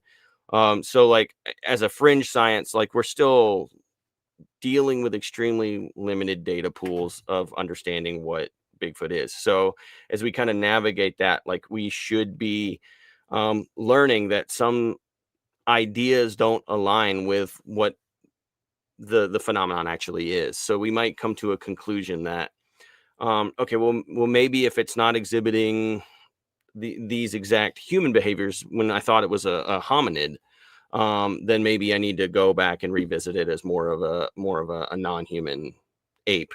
Or the other way around, it's like, well, maybe it's behaving less like a gorilla or a chimp and more like, what people depict an early man to behave like. And so, like, you want to be able to give yourself leeway as you discover more about something that most people don't know anything about. So, like, again, like, both of these like offshoots are there when you have those problem areas. And so, instead of having a conclusion at the bottom too, this model helps us, like, it just says communicate the results. And ultimately this scientific method model is basically just saying, like, be responsible with your data collection, but add it to the body of overall data for a more comprehensive understanding. And I think this is better for like collaborative efforts, which is like what we're all engaging with right now. We're dealing with limited support and limited data, and when we band together and we are responsible and honest, like, then the overall picture can be very clear. But that being said, you have to be able to think critically and avoid some of those pitfalls of unreliable data, hoaxes, and dishonest takes on the subject. But yeah, over here, the scientific approach, like, just some examples here, is a lot of it is like, what are the popular explanations? A lot of these are still the same thing that I put. But yeah, just the last bit here, I just wanted to put emphasis on the communicating the results portion is absolute proof for the species is unlikely. But we can learn more about local wildlife, climate, and ask new questions about whether Bigfoot fits within the ecosystem or not. And if so, then how? And then we adapt new approaches from new understandings. All right, we can move on past that one. That's a lot of talking between those two slides. Cultural presence. So here's some places. I've been up to Canada for a couple of trips now. This past summer in July, I went to Ontario. And then back in 2018, right after meeting Tate for the first time, I was up in the Vancouver area.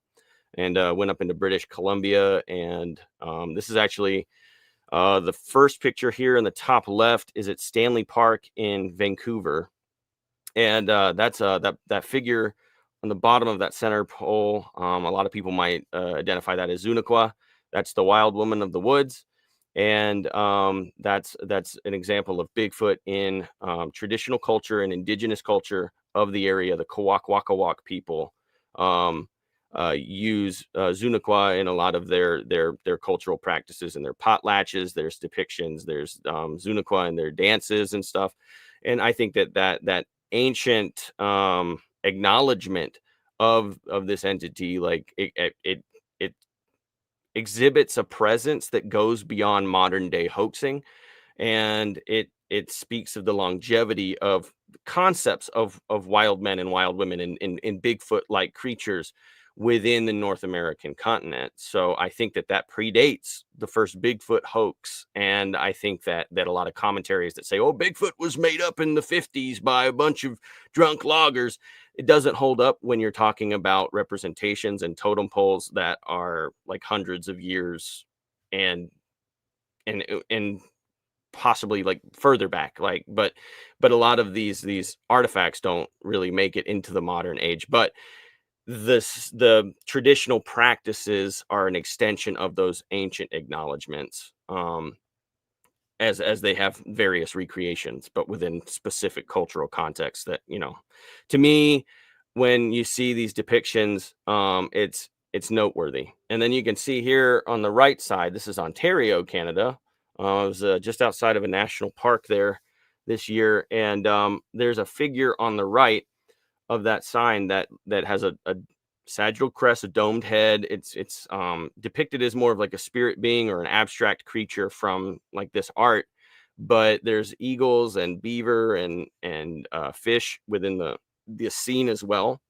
And I don't know exactly what that figure is, but to me it fits the proportions of something like Bigfoot. So this is from the Anishinaabe or the Ojibwe people of that area just north of Lake Superior. And I think it's telling that you can find like an acknowledgement of Bigfoot to these indigenous cultures, that it's something that they don't think is just a silly white man's joke, it has some cultural importance, and it goes back through time. And then the other cultural presence that I wanted to kind of touch base on is just name places like Skookum Meadows or Sasquatch Provincial Park down there in the bottom left corner. When names are attached, specific names that say the Mountain Devil or something like that, it acknowledges that there have been occurrences in the past that are potentially Bigfoot related, and that might help you hone in on an area that you might want to research. So if there's sightings in an area and you're somewhere in Colorado and we don't know why the creek that runs through that area is called Monkey Creek, you might want to go there and camp out and see if you can find out why. I think that there's significance in power behind names and of places, and what they're associated with. And I think that by taking a closer look at surrounding areas and what names are, like, I think that you can use a critical thinking to kind of hone in on what might be a good research area if there's not a convenient clustering of reports on your favorite database. Whew. All right, you can go to the next part.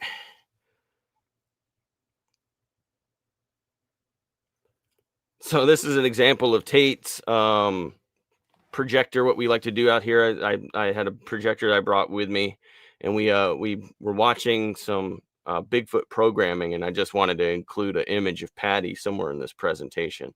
But in the other presentation at the Nature Center, we talked a lot about the film. But I know that I think other people are going to be doing a better job of that today. But that's an example of just us thinking outside the box and trying to use imagery as a form of curiosity to bring something down into our camp. And we've watched all kinds of things on this projector, trying different things and seeing if it'll elicit a response later. I don't know. I'm not as opposed as I am to the laser theory.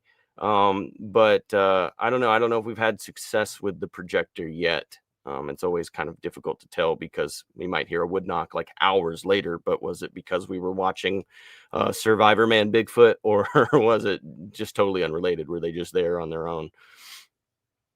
That's we can go to the next part there, Tate.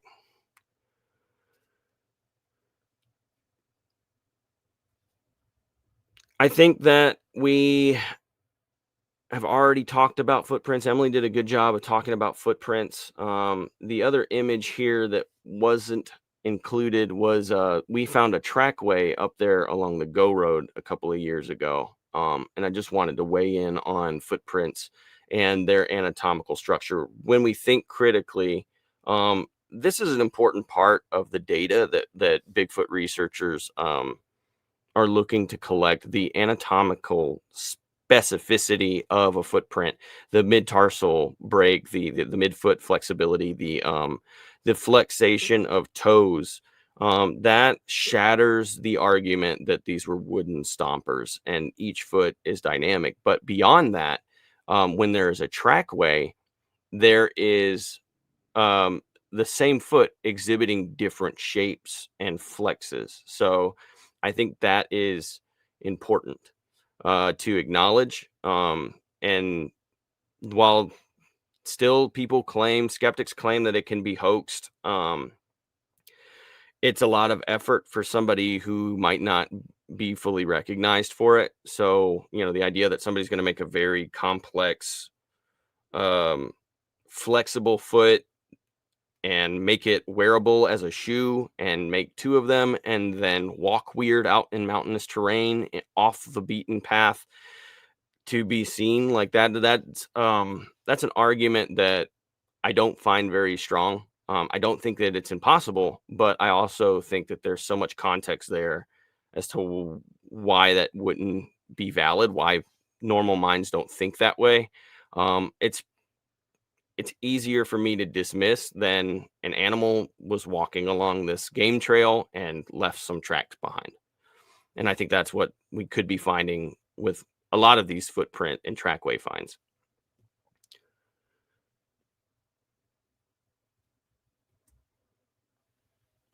Next slide.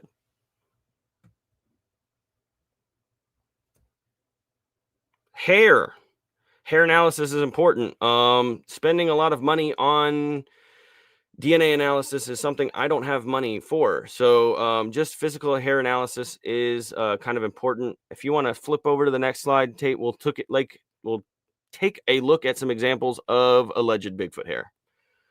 So a little bit about Bigfoot hair. There is a couple of physical characteristics when looking under a microscope that people are looking for. These images on the right show that there is a lack of a medulla. A medulla is a buildup of, I believe, proteins within the center of the hair, and it looks like a dark brown or a black line that cuts through the middle of the hair shaft. And with like bare hairs, you'll find partial or intact, like consistent medulla structuring. So, we've looked at different animals. I've collected probably, I think it's over 10 or 11 different trees in the Bluff Creek area on one trip. I collected hairs from different ones, and most of those hairs ended up being bare because the bears are interacting with these trees as a territorial display or something similar like that, or opportunity to like chew up the tree and then rub on it to leave their scent. But from some of those areas, we've realized as researchers that once the tree has been damaged, then it produces a sticky resin. And along game trails, all animals that traverse and rub up against these trees have the likelihood of leaving their hairs. So just because a bear was the first to damage this tree and leave hairs behind, it doesn't mean that that is the only type of hair that you'll find. And I found moose hairs along trails. I found bear. I found what seems to be like we've looked at medulla structures and compared it to books on hair analysis. And it looks to be like something related to like the weasel family or something like that. And then we've had hairs that look like this. We've gotten 2 hairs from our research in the Pacific Northwest. We collected one from Laird Meadow in the Bluff Creek area, and that's what this hair is. These images are all from the same hair. And then this year I was looking at a hair we collected last year in the Mount Hood area, and it has these same physical qualities. The second quality that I haven't touched base on yet is the blunt, non-tapered end of the hair. You can see this right here. If I were to pull my hair off from my head right now, in fact, if I were to pull 2 hairs, if I were to pull a beard hair and I pull a head hair, the beard hair would be tapered at the end. It'd be pointed like a needle, and so would the head hair. But the beard hair is a coarser hair and it would have medulla, whereas my head hair from the top of my head wouldn't have a medulla at all. But still, the head hair from a human is most likely going to have a tapered end, and alleged Bigfoot hairs don't exhibit that quality. So it's difficult with hair analysis, because just by demonstrating that my beard hair is unique under the microscope to the hair on the top of my head, it demonstrates that hairs form differently based off of their biological application on the same individual. So I'm still doing hair analysis, but like the more critically I think about it, it's interesting to note within the Bigfoot context, but it's not going to prove Bigfoot exists like anytime soon. I think that a lot more money has to be spent on hair and tissue analysis from a DNA analysis rather than just a physical like this. All right, next slide.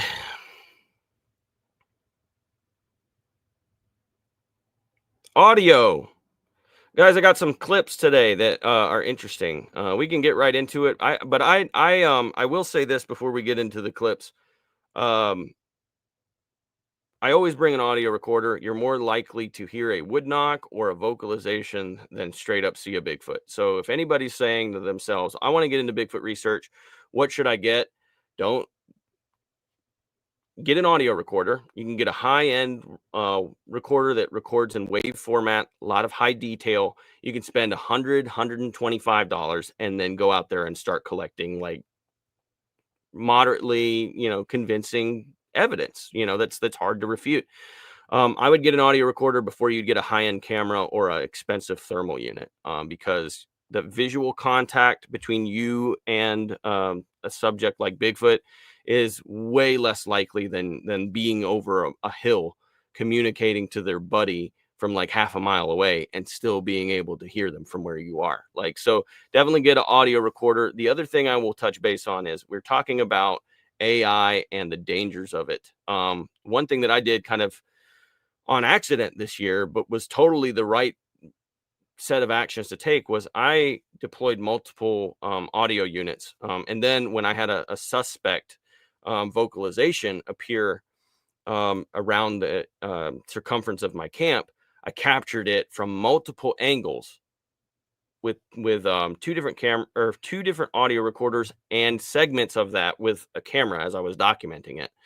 So with audio, like we're talking about generative AI and how that can lead to more misinformation, but by doubling down and capturing the same sequence but with different qualities of position, you can refute that the sounds that you are producing as evidence are not AI generated, because the repetition and consistency of two different recorders that are distinguishable, but ultimately, like, for them to still have the chain of command, like the chain of events happen in sequential order down to like the second, is it's invaluable. So like what I mean by that is, like, I had one positioned over here on one end of camp, and then I had this other one like closer to me recording simultaneously.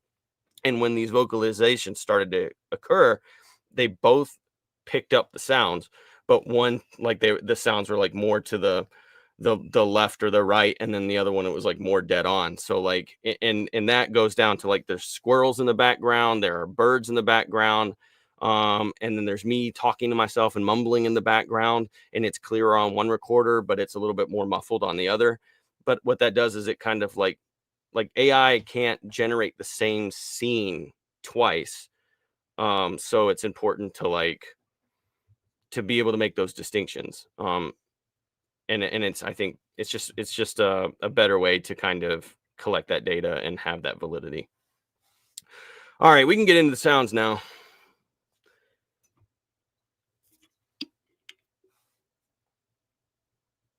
Okay, so Melody Camp. This is a code name for an area within the Mount Hood area where in 2021, I recorded these sounds at like 4 a.m. I couldn't find my recorder, but when I initially pulled up to the camp, I heard a couple of isolated wood knocks up on the hill and started freaking out. And then I'm digging through trying to find my recorder. And a little bit later after that, there was something banging on like a metal oil drum, 50-gallon drum, just like discarded by the Forest Service, and the woods is all rusted and stuff. But something was like banging on that off in the woods as well. And so there was 2 different positions where I was hearing like knocking or percussive sounds. And I was like, well, I got to get something to work. And I had one recorder fail on me, and I couldn't find the other one. It was lost in my mess of a car. But I did have this Yeti mic that I have with me, and I hooked that up to my laptop, and I put the laptop on my dash and the mic on top of the car.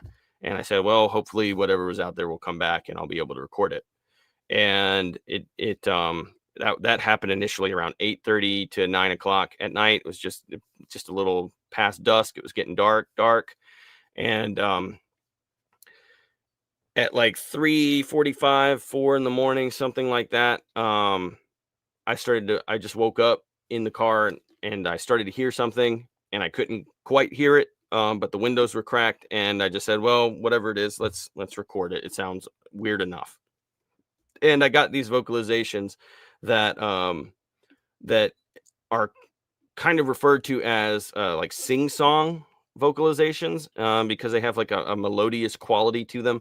And that's why we kind of nicknamed this camp where I collected this audio Melody Camp, to kind of protect its privacy as a research area, while also kind of like noting that that there's something out there singing from time to time. And I don't really know what those implications are. I don't know if this is a courtship thing or just like if Bigfoot just likes singing. But we do think that these are Bigfoot vocalizations. And this, incidentally, the hair that I analyzed from the Mount Hood area, that the hair I collected last year came from Melody Camp. So we now have like a couple of instances of wood knocks. These vocalizations very similar to the ones I recorded from within 2 miles of that area 2 years before, I believe. And we have just some other things happen in our camp, like we have a gifting station where stuff was taken without like clear sign that it was another known animal. So Melody Camp is starting to be like a hot spot for us to go and do our research, and both Tate and myself have spent some time there. Tate, if you want to go ahead and play that audio, we'll see how it sounds.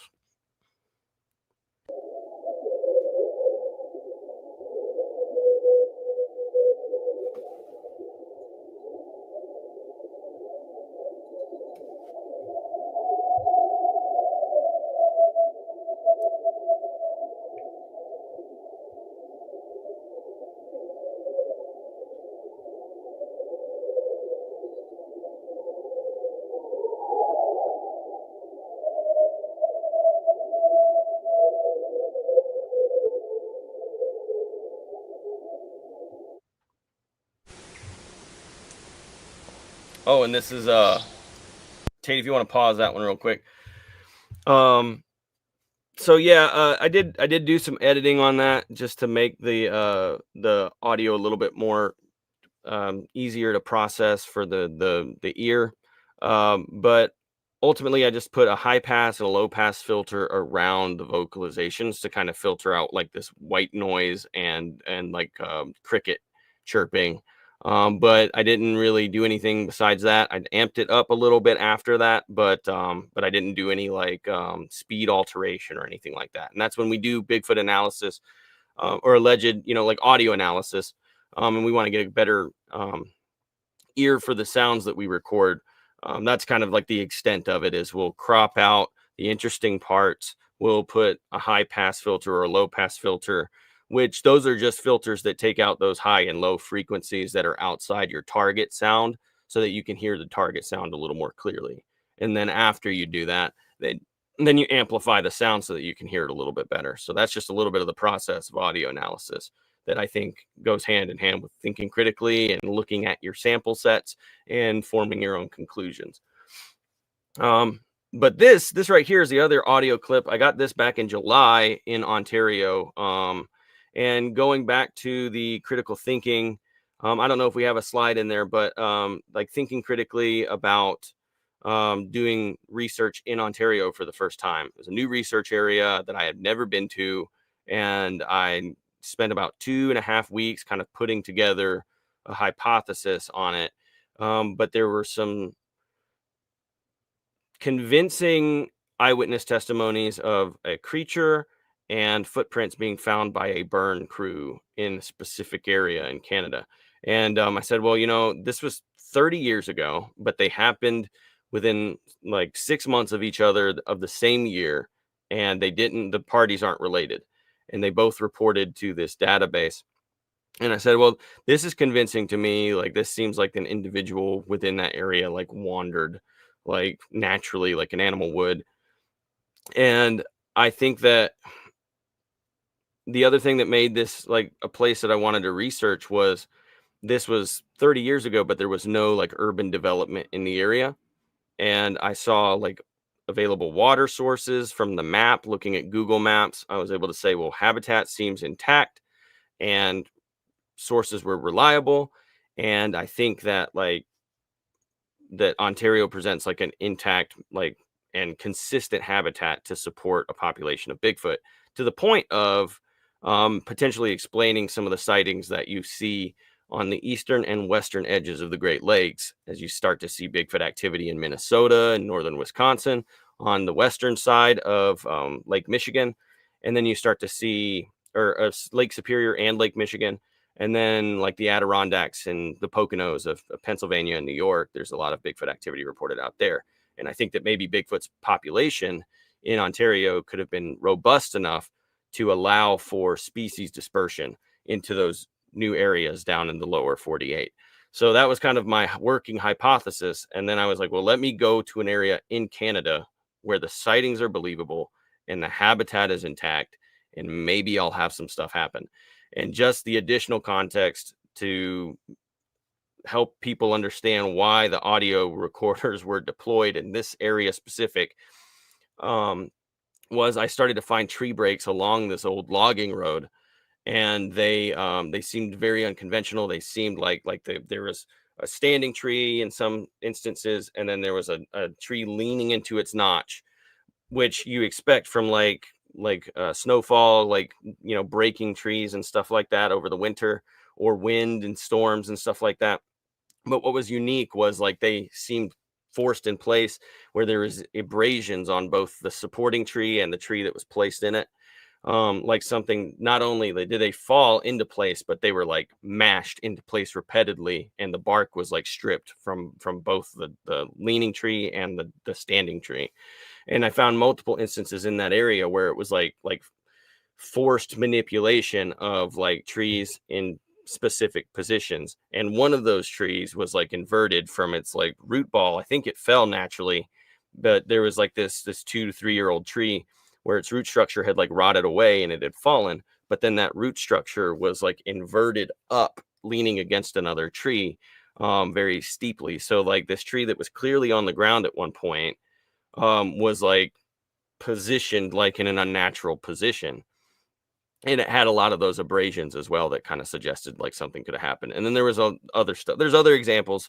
I'm kind of skeptical of structures, but when I go and analyze a structure that could be Bigfoot or human manipulation, I do look for conditions like, okay, this big giant limb and all around me, the closest tree is 50 feet away or 30 feet away, and it's like a little guy. So it didn't drop this massive limb. This was brought from somewhere else, you know, and there are examples where you'll find that. So anyway, I saw some strange structures, and less than a mile up the road is kind of where I found a little spot to pull aside. And throughout this whole area, both where I camped and the area where I found these structures, there were like wild blueberries in abundance. So the habitat seemed good. There were marshy areas. It was like a cross habitat of where there's different habitats started and new ones began. And like they overlapped, and there were a abundance of different resources, even like semi-aquatic plants that I think would sustain something like a primate, like horsetail, and different things like that. So just out there as like a environmental guy, I'm looking and assessing the habitat and doing what I do and what I've had training to do. And I said, yeah, a lot of this is like very cohesive with what I would consider Bigfoot habitat and a area worth research.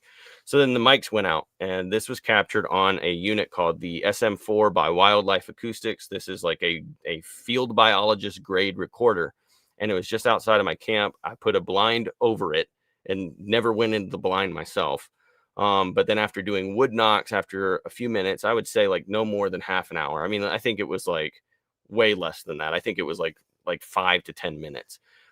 These vocalizations started to play out through at the corner of my camp, and it was like shocking to me. I was solo, and I didn't even have my dog with me or anything like that. So it was like, as a solo investigator, to hear these sounds like approaching you is a little bit alarming. And so there's portions throughout the audio where I'm like talking to myself and like trying to like comfort myself, because I want to record more data and I want to see what's out there. But it was definitely like a shock. But Tate, if you want to go ahead and play this is the sand pit audio. The sand pit got its name because there's a big sandy pit out there. I don't know what to tell you. It was a kind of a sloppy nickname.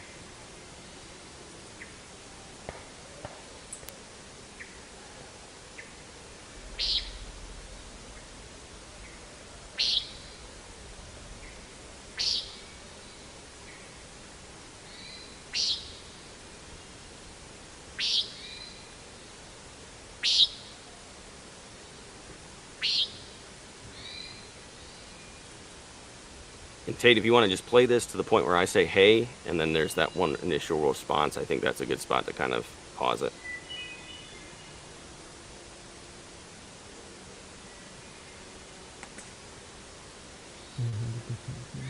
And this is just me mumbling and talking to myself, like what I was saying, so that's...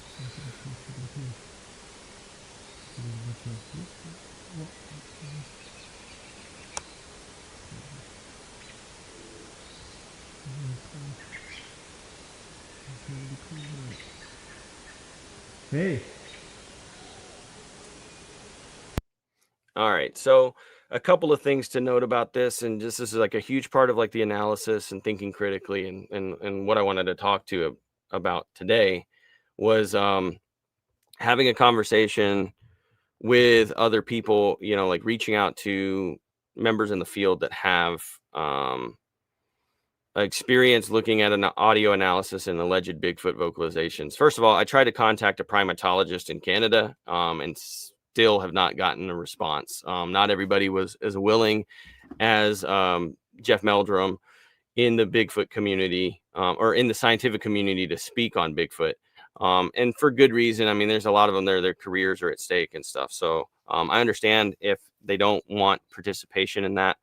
But I did reach out to Chris Spencer and also with Cliff Barrickman, and both of those individuals have been in agreement with the idea that these are pant hoot displays, which is a territorial or like a greeting display for chimpanzees. And what's interesting about these audio recordings is there's also the percussive sounds, which is also accompanied in chimps when they do these displays. They'll get at the root of a tree, at the base of a tree, and they'll either strike their hand or kick their feet, and make like a percussive sound to accompany their vocals. There's also a lot of bird sounds going on in here. You'll hear the squawk and the territorial wing display of a nighthawk. which is out there, which I had never really heard a nighthawk clearly. And then I heard it several times throughout the course of this 1 hour recording. And so having to learn what a nighthawk was and learning that that was not part of the suspected Bigfoot vocalizations was a little bit of a learning curve that I had to adapt to.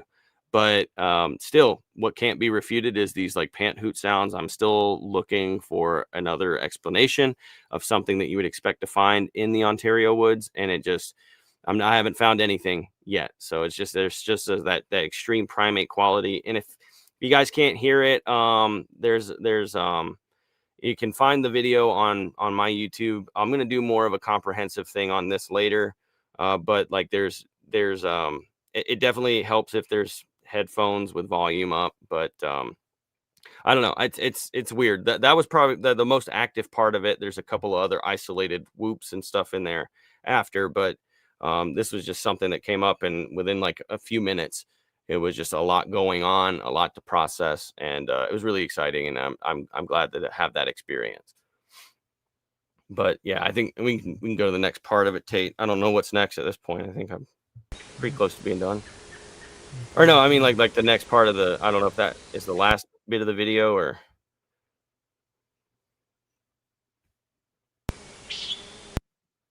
I think so, right? That's the last bit. Was the 2 audio clips. Yeah, there's that just a little bit. There's a couple of slides at the end, I think. Okay. Yeah, we can go to the slides. I got a cat here. Hold on, let me get it.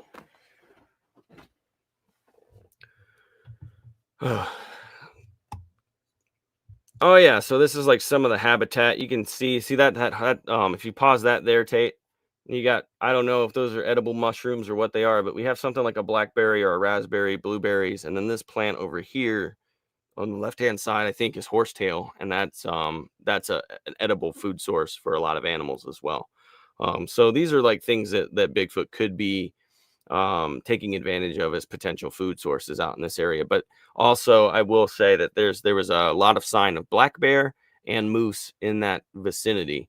And specifically, like I will say that the moose trail is about 7 feet tall clearance and about like 3 to 4 feet wide at a lot of portions. So that creates like a good sized game trail for something like Bigfoot to travel along, in addition to the roads in that area. But we always talk about like decommissioned roads in the Forest Service areas and how those could be good highways for animals to travel, including Bigfoot. So that's where we would spend a lot of time looking for tracks. And you can go to, I don't know what's after this. There might be more slides, Tate. There's an active beaver dam in the area, but that's a kind of forest. Like, looks like there might have been some former logging out there, but there were still portions of old growth, which I think is important for habitat quality. And those are some of those structures where, like, you can see, like, how would this one in the center fall? These are the same picture of it's different pictures of the same structure, but how does that fall at specifically like the right time to be in alignment like that? Like, that one forked branch would have had to fall at the same time and interlock with this other big branch. But then, like, I looked around and these were like apart from any sizable trees that they could have like that. It didn't seem like they fell where they were, and I don't really know how that could have happened like extremely effectively. Like both of those smaller leaning branches are supporting each other and would have had to fall at the same time to like fall. Like, I don't know. It's weird because if they fell out, if one fell first and the other one fell second, then they wouldn't be interlocked. So I don't know. What do you guys think about that? I think it's odd, but that got me looking around the area and found a lot of these others. I think there might be more examples of like the abrasions in the next slide. Nope. Okay. So that was just the old slide that I had for the audio. But the other component of this was utilizing citizen science. This is the last thing that I had at the Nature Center's presentation. is while you're out there collecting your data towards Bigfoot research, it's cool if you can contribute to field sciences. So there's these apps like iNaturalist and eBird where you can make your contributions through that. Like you make a discovery. Like I reported this great gray owl sighting, and there's no great gray owl sightings on the north side of this lake where I was doing my research around. So like I feel like I made that contribution towards like the ornithology community by like acknowledging that those animals have that range. And then bat counts and identification. We went out and did a presentation with this thing called an echo meter, where it picks up frequencies of bat vocalizations and identifies them. And then you can record that there's a presence of the little brown bat in this area or a different species that might be present. And then the fourth point there, this is the last thing that we'll talk about, is the reporting rare wildlife species and locations to your local biologists and Fish and Game, which is something that the Bluff Creek Project has done when they caught trail cameras of the Humboldt martin in the Bluff Creek area. And it was thought to be regionally extinct from there. And its only residing range was like somewhere in the redwoods on the coast. But they found photographic evidence that the Humboldt martin's still there. And then since then, we've gotten a roadside dash cam video while doing investigations up there. I had a sighting of two individuals, the one that we caught on the road. And then when I got out to try and film it, I saw a second one. And then the following year, we deployed a trail camera for a whole year. It was a cell camera, and it captured a Humboldt martin on that trail camera. So, and then we have told wildlife officials about the initial trail camera photos and the dash cam video. So it's cool if you can contribute to conservation efforts, especially if you're out there experiencing very unique, very rare occurrences, like seeing an animal that many people think are not living out there. So if you're out and off the beaten path for a better chance of trying to find evidence of Bigfoot, you can also do more of a positive thing by recording these animal encounters and letting officials know. But that's all I got. I think that's about it.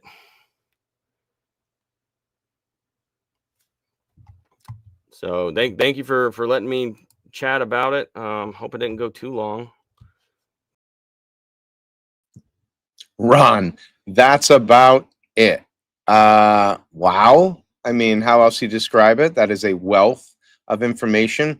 I love how you started off with just talking about, totem poles and seeing these things in Native American history. In our culture, we dismiss the wisdom of the very people that have been here the longest. Why are they putting them on the totem poles? Why'd they put dragons in the zodiac? They just decided, yeah, let's throw one fake one in just for fun, just to mess with people down the line. Yeah, if we would open our minds to the fact that we don't know everything, right? Which is what the basis for curiosity, because you can't be curious if you know everything. So you got to keep your curiosity. And Ron, I think you exemplify that greatly. On top of that, the recordings are fantastic. That's amazing. The Sand Pit and Melody Camp. I love Melody Camp. Something that I've been doing now when I take people out is, we're never going to have this robust harmonics that and a creature of that size that can create, right? Especially if they're using infrasound, low frequency sound to communicate over these heavily wooded distances, which makes sense because if you know anything about that, the way the waves are, they would travel. So anyway, you hit upon you hit on something else too that was amazing. Hold on, what was the note that I took? Oh, thank you for teaching about the head hair and the beard, right? Like another thing is, people don't, it's almost like you want to think you know everything and everyone wants to know everything, but we don't. Nobody has enough time. Honestly, if we could do this in school, it'd be amazing. And there would be more of us with more time, but we don't. So thank you for teaching me the difference between the hair and the beard, how this can have the medulla and this is tapered. I didn't know that. I'm a weirdo geek that stays up too late looking at this stuff, and I didn't know that. So thank you for your wisdom, man. And I think great things are coming out of your camp with Tate. So to whatever comes in the future in your filmmaking, I think we're all going to be rewarded heavily for your research. But anyway, with that said, what else can we talk about, right? I mean, we got another legend coming up soon. I got a few things to say about this guy. First of all, in terms of published authors, right? Listen to this. The Squatch Detective's Guide to Bigfoot Investigations, Bigfoot, a Scientific Examination. What would Sasquatch do? The Sasquatch Playbook. It just keeps going on. How to be a better lover in the woods while looking for Bigfoot. I mean, is there any subject that this gentleman doesn't cover? And to be honest, if I'm going out in the woods and I don't want to be afraid, I'm bringing that guy with me. Look at that guy. Who's that guy? That's the Squatch Detective. So, you know, there are a lot of researchers in this, and what you've seen today is that it doesn't matter if you're a super well-known researcher or you're just grinding it out. We're all valuable in this journey to discover what Bigfoot is, right? Like, we really are. So make sure that you don't let anyone knock you off this horse that you're on, because you're on it for a reason. I'd like to believe that if you're really passionate about this, you're doing it for a reason, and we need you. So, you know, keep it going, keep it moving forward. And the Patterson Gimlin film, if that's the one thing, or at least today, that bonds us all and unites us, then amazing, man, amazing. Because if you just look and you accept that what they did is true, the journey, they had to really earn that. Dude, they were drinking cowboy coffee by the end. They were pissed off. You ever travel with someone for a long time, camp for days and weeks and really trying to do it, and then you're just getting on each other's nerves, you know? But right at the end of that annoyance, of that I can't go one step further, a lot of times that's where the breakthrough comes through. So anyway, so without further ado, so we can get on to Steve, the Squatch Detective calls. I just want to say it's going to be an honor to listen to this man speak. He has obviously has a great reputation, been around a lot, and I always go back to, who do you believe in the space? Find your people to go, okay, I think this person resonates with me, and then follow in their lead. They're going to lay a blueprint out for you, but then you have to take it from there. So, ladies and gentlemen, without further ado, the man, the myth, the ridiculously jacked, cool-looking dude that I wish I looked that cool, Mr. Steve, the Squatch Detective. South Park PG, how are you? Oh, I'm good, sir. I'm good. This is a great day. Sunday fun day with the Bigfoot crew. Why not, right? Yeah, and I just blew my ears out because I had that cranked up to listen to those audios a little bit ago. And Yeah. But anyway, here I am. And I know everybody's asking for a Snapple, so... No, get me a Snapple. All right, so there we go. Yeah, we put it out there. But, yeah, today... I want to talk about debunking a debunking. A lot of people may not know, but I was an investigator, a private investigator for many years. I was a professional investigator, started in 1988. But my private investigation career started about 12 years after that. And one of the things when you look at one aspect of being a private investigator is looking at the criminality of the criminal side of things.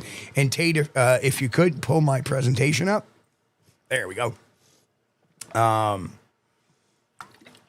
Just looking at the criminality of things. And a lot of my jobs were, hey, listen, my son got picked up, and this is one of the first cases I ever took. My son got picked up for allegedly walking on somebody's car, so they got him for criminal mischief.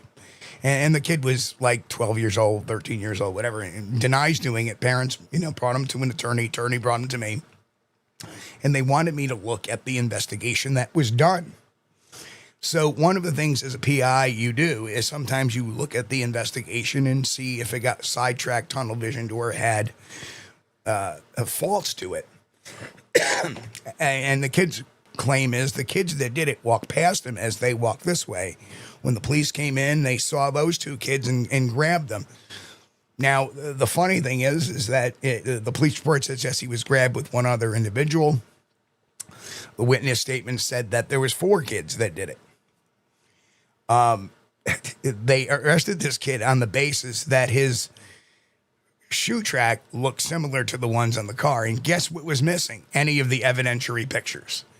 So you just had this guy's word that says, well, it looked like it versus that. I go interview the witness. The witness is like, I can't identify the kid. I wouldn't know who did it. So the charges, needless to say, were dropped. But that's what you look for in investigations. And what I want to talk about tonight, or this evening or this afternoon, is the Bob Hieronymus and Greg Long claims, the alleged making of Bigfoot. And one of the things we do is look at that investigation and see where it goes wrong.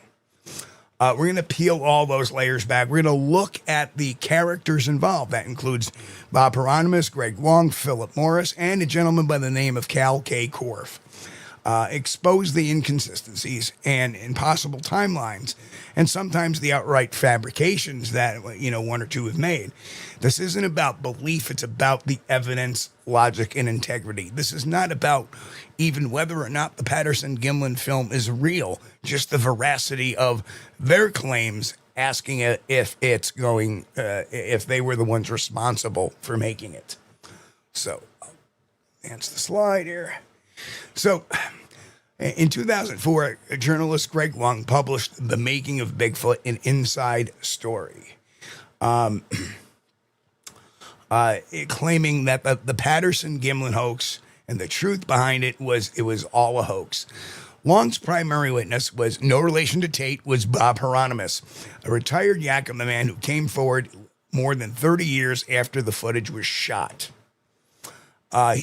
He claimed that Roger Patterson paid him to wear a gorilla suit, march across Bluff Creek, and create the illusion of Bigfoot. Now, if that were true, it would be one of the most extraordinary hoaxes in history.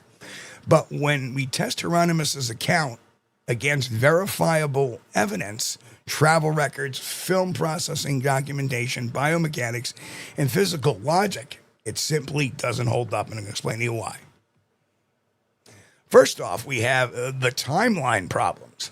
Hieronymus claimed the event took place days before the verified October 20, 1967 filming date. And the weather happens to match the date. October 20 matches the weather date for October 20. What you see in that film is what the weather was for that day.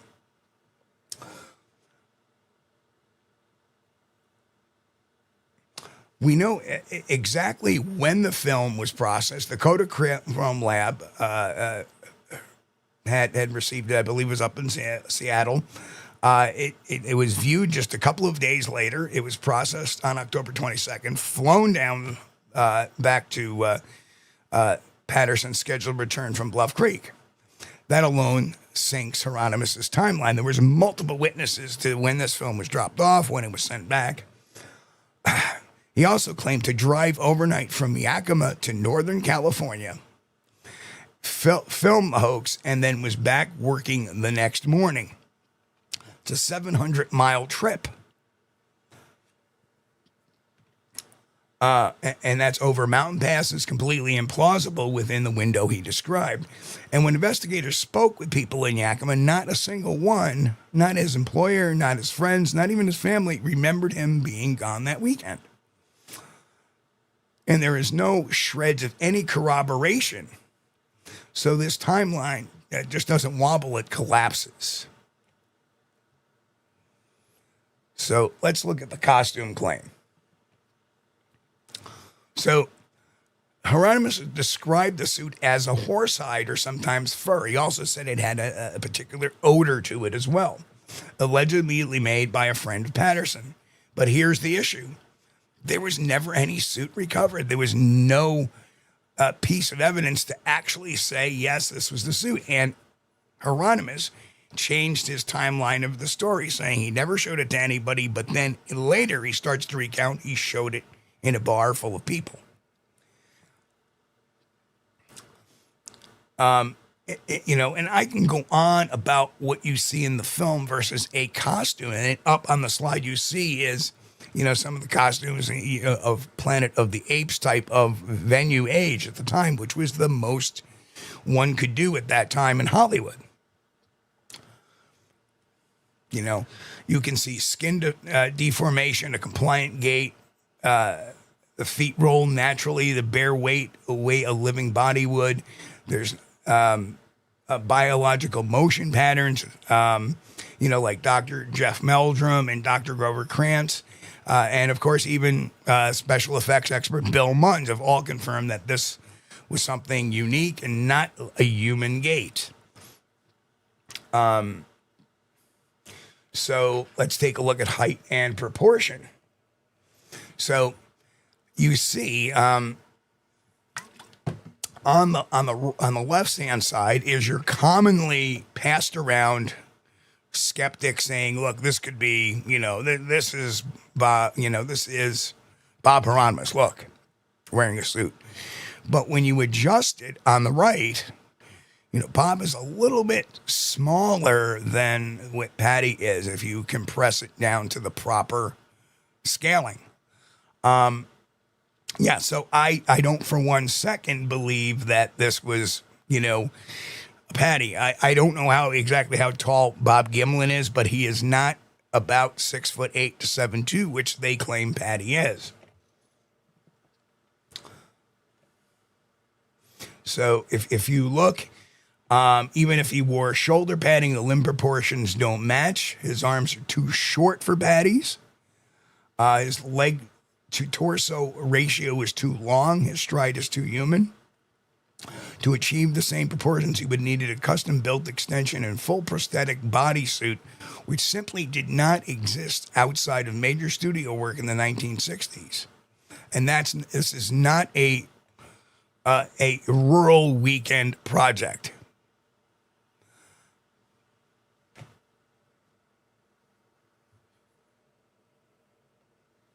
So, enter Philip Morris. So, a few years later, Philip Morris, a costume manufacturer from North Carolina, claimed he had sold Patterson the gorilla suit. But again, his story introduces more contradictions than clarity. He never produced an invoice, a check stub, or any record of a sale to Roger Patterson. He said the suit was a standard off-the-shelf model made from Dynel synthetic fur with a rigid mask and zipper up the back. Now, when I look at this particular problem, was that Greg Long kind of marries the two stories here. Say Philip Morris was the provider of the costume and Bob Hieronymus was the guy who wore it. But they describe two entirely different suits. One that was made out of horsehide and stunk, and that was, I think, 4 or 5 pieces. And then you have Philip Morris, who says that it was, either 3 or 4 pieces, whatever. But the piece count was off on those suits. And they were made with Dynel and something that shouldn't have really stunk to high hack. So when you look at that, when you look at this, marrying two stories that don't match shows the bias the investigator, Greg Long, had on this. He was willing to overlook those differences and not explain them away or not try to deep dive. Maybe one of them is not telling the truth. Maybe none of them are telling the truth. Maybe one is telling a lie and perhaps the other one wanted to piggyback off it.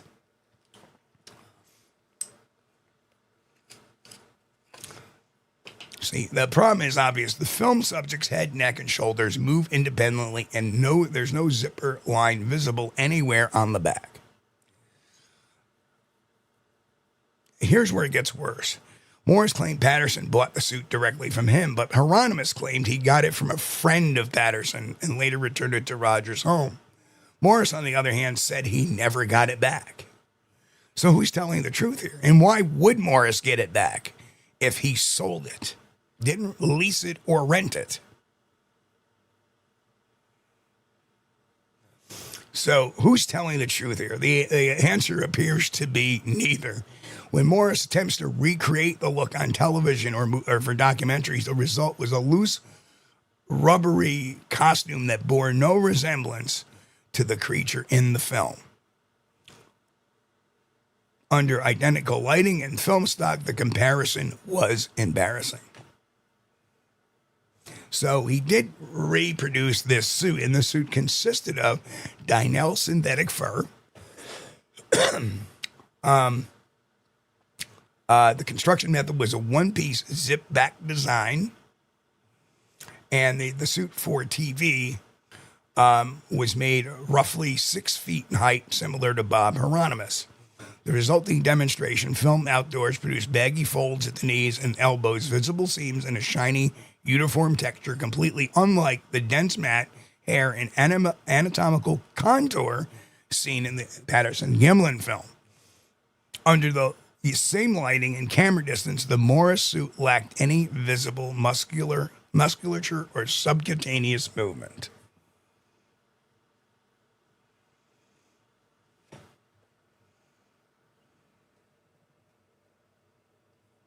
Yeah. So could that have suit existed in 1967? Well, available in 1967 was Dynel and other synthetic furs, one-piece latex and rubber masks, basic ape suits sold for stage or novelty use, and foam padding for shaping your contoured chests. But what were not available in 1967 was realistic skin stretch fur or multi-directional pile fabrics. They didn't exist until the 70s and 80s film industry. Seamless muscle suits, articulated masks with natural necks flexing out and no visible seam, soft jointed body suits that allowed natural gait and compliant foot roll. Even the best costume designers of that era, think Planet of the Apes, Space Odyssey, used rigid prosthetic masks and segmented bodysuits, not continuous skin-tight anatomical forms.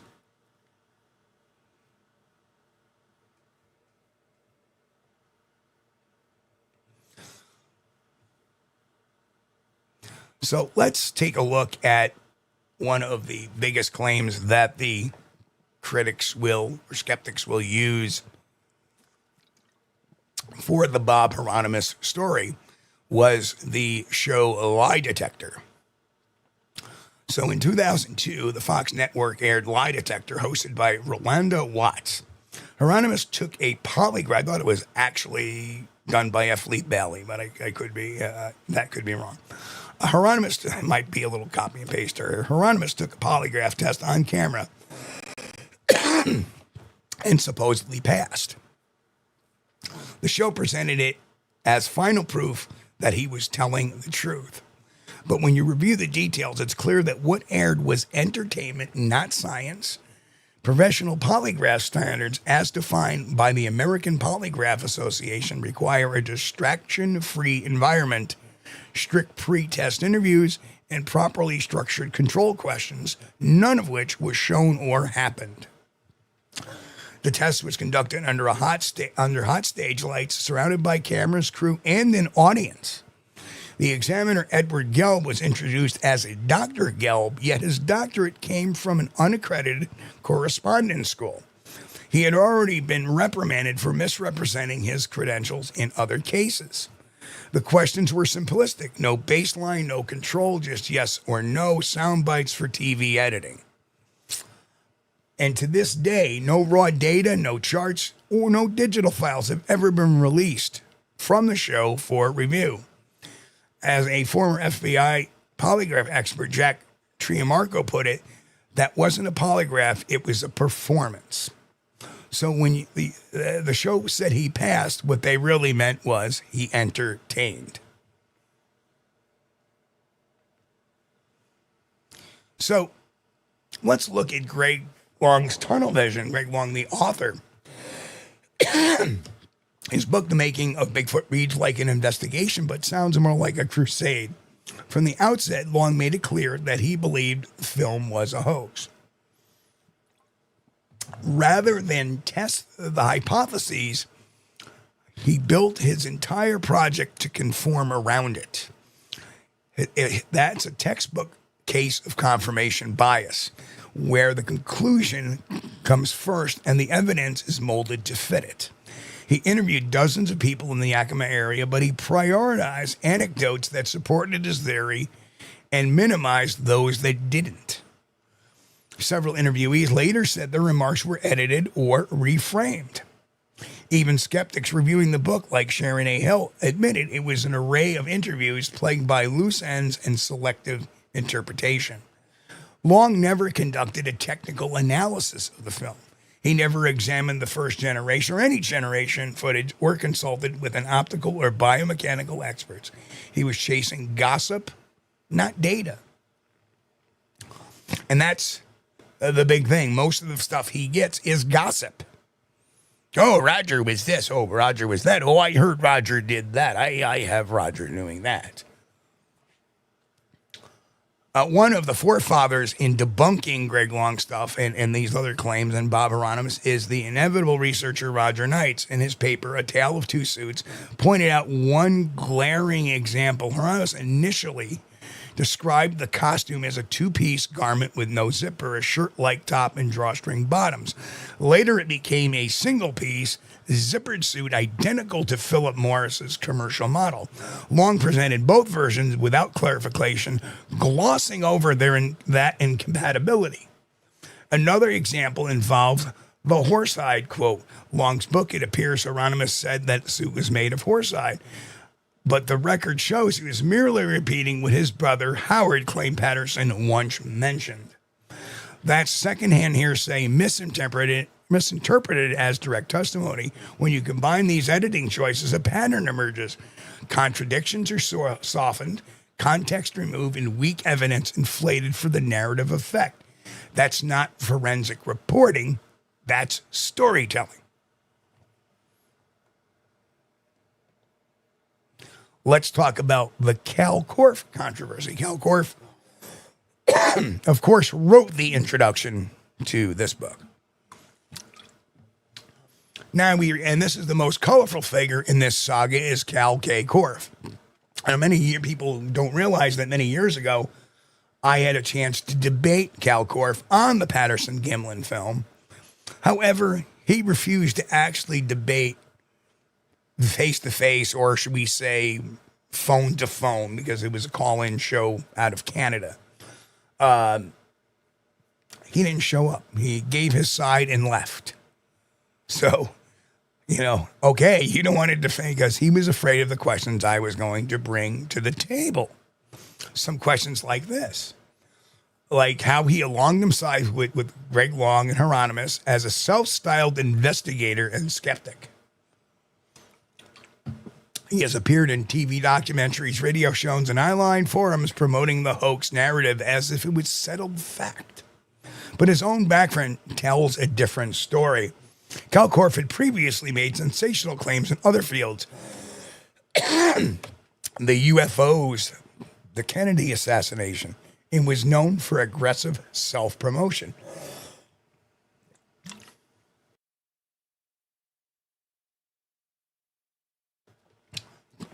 He often attacked other researchers while inflating his own credentials. Then in the mid-2000s, he crossed the line. He publicly claimed to be affiliated with Israeli secret services, calling himself a special secret services counterterrorism officer. He appeared wearing a homemade uniform with fake insignias and presented himself as an operative. Investigators and journalists quickly contacted Israeli officials. The Israeli government confirmed that no such agency existed and that Korff had no connection to any intelligence or defense service whatsoever. He later went on to put a video saying, no, people misinterpreted. The Israeli Secret Services is a security company. Wait, what? I'm sorry, a security company? Okay. And he was calling himself Colonel. So basically, you're a colonel in a private security guard company. Okay, you're about as much as a colonel as Colonel Sanders. In fact, Colonel Sanders made great chicken, so I consider him more of a colonel than Korff a colonel. So his entire persona was fabricated. Think about that for a moment. The man helping to debunk the PG film fabricated an intelligence background to appear credible on television. This wasn't just an isolated lapse. It was part of a lifelong pattern. In the UFO community, Korff often had been caught exaggerating his education, misquoting sources, and staging confrontations for publicity. He brought the same behavior into Bigfoot research, interjecting drama where none belonged. When someone builds authority on fiction, everything they touch becomes suspect.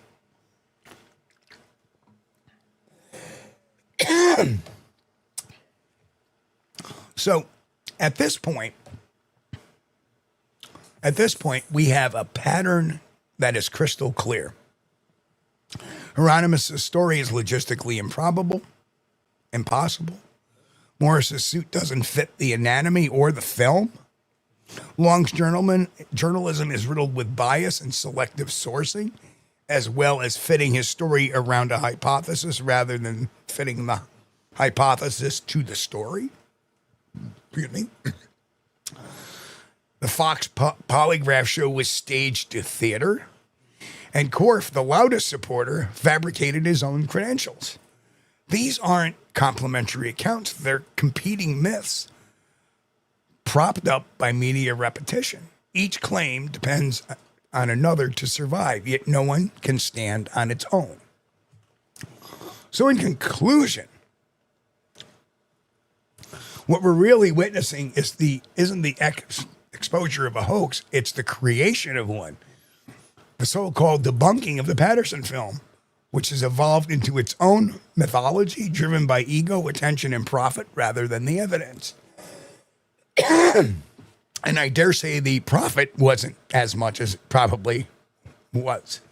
Meanwhile, the film itself has withstood every attack. It remains anatomically consistent with a real biological organism. Its provenance is verified by lab records, witness statements, and on-site analysis.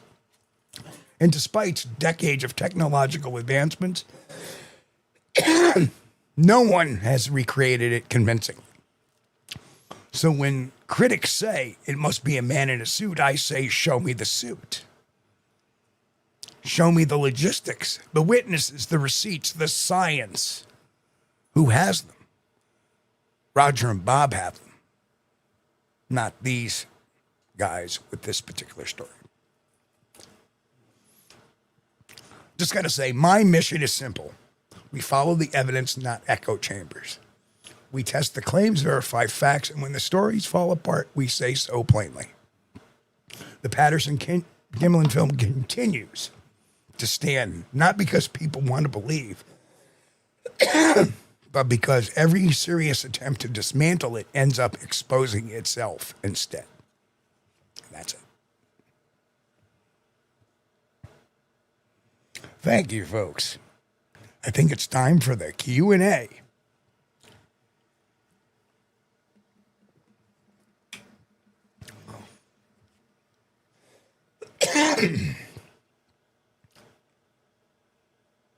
Does any of this, on another note, sound familiar with conspiracy theorists creating their own mythology, publicity over proof, bias over evidence, fabrication over fact? So think about that for a second. Anyway, I think I put Tate to sleep.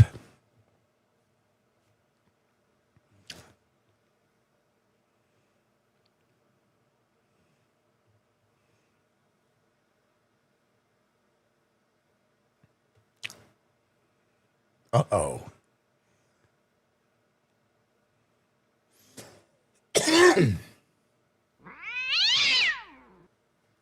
Anything?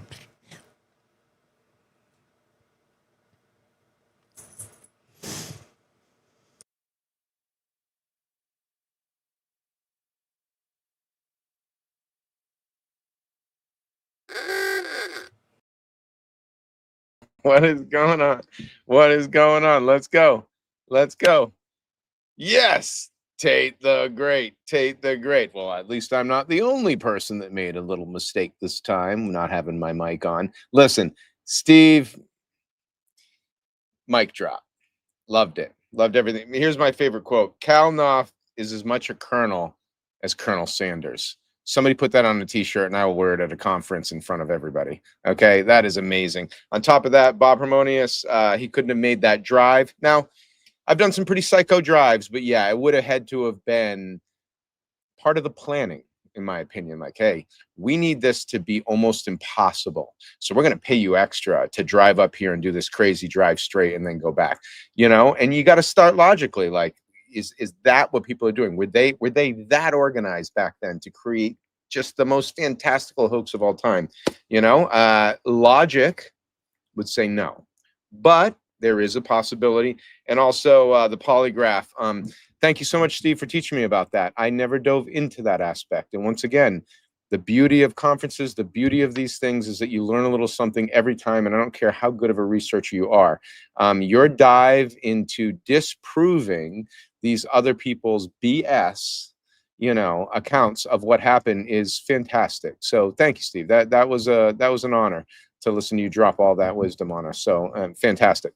And then, yeah, I mean, obviously, well, there was so much in that. I actually was taking pictures, so I apologize. I got to ask you later if I'm allowed to have those, because, you know, I've been at enough conferences where, like, you know, you take pictures of that and you die, and I'm not looking toward that. So we're now going to open this up to questions. So hopefully you guys have had a few about the whole thing. And I will just lead with this. We are leaning very positively that this is real. Absolutely. If anybody wants to dabble in the fact that, okay, well, okay, if it was fake, how could it be? I'm just going to throw a couple facts at you, which I'm glad to get beat up by Steve and Ron and everyone about it. But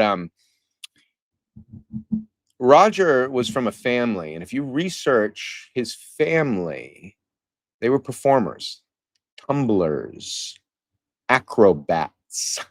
People always say you couldn't make that walk. You couldn't do it in a suit under those conditions, right?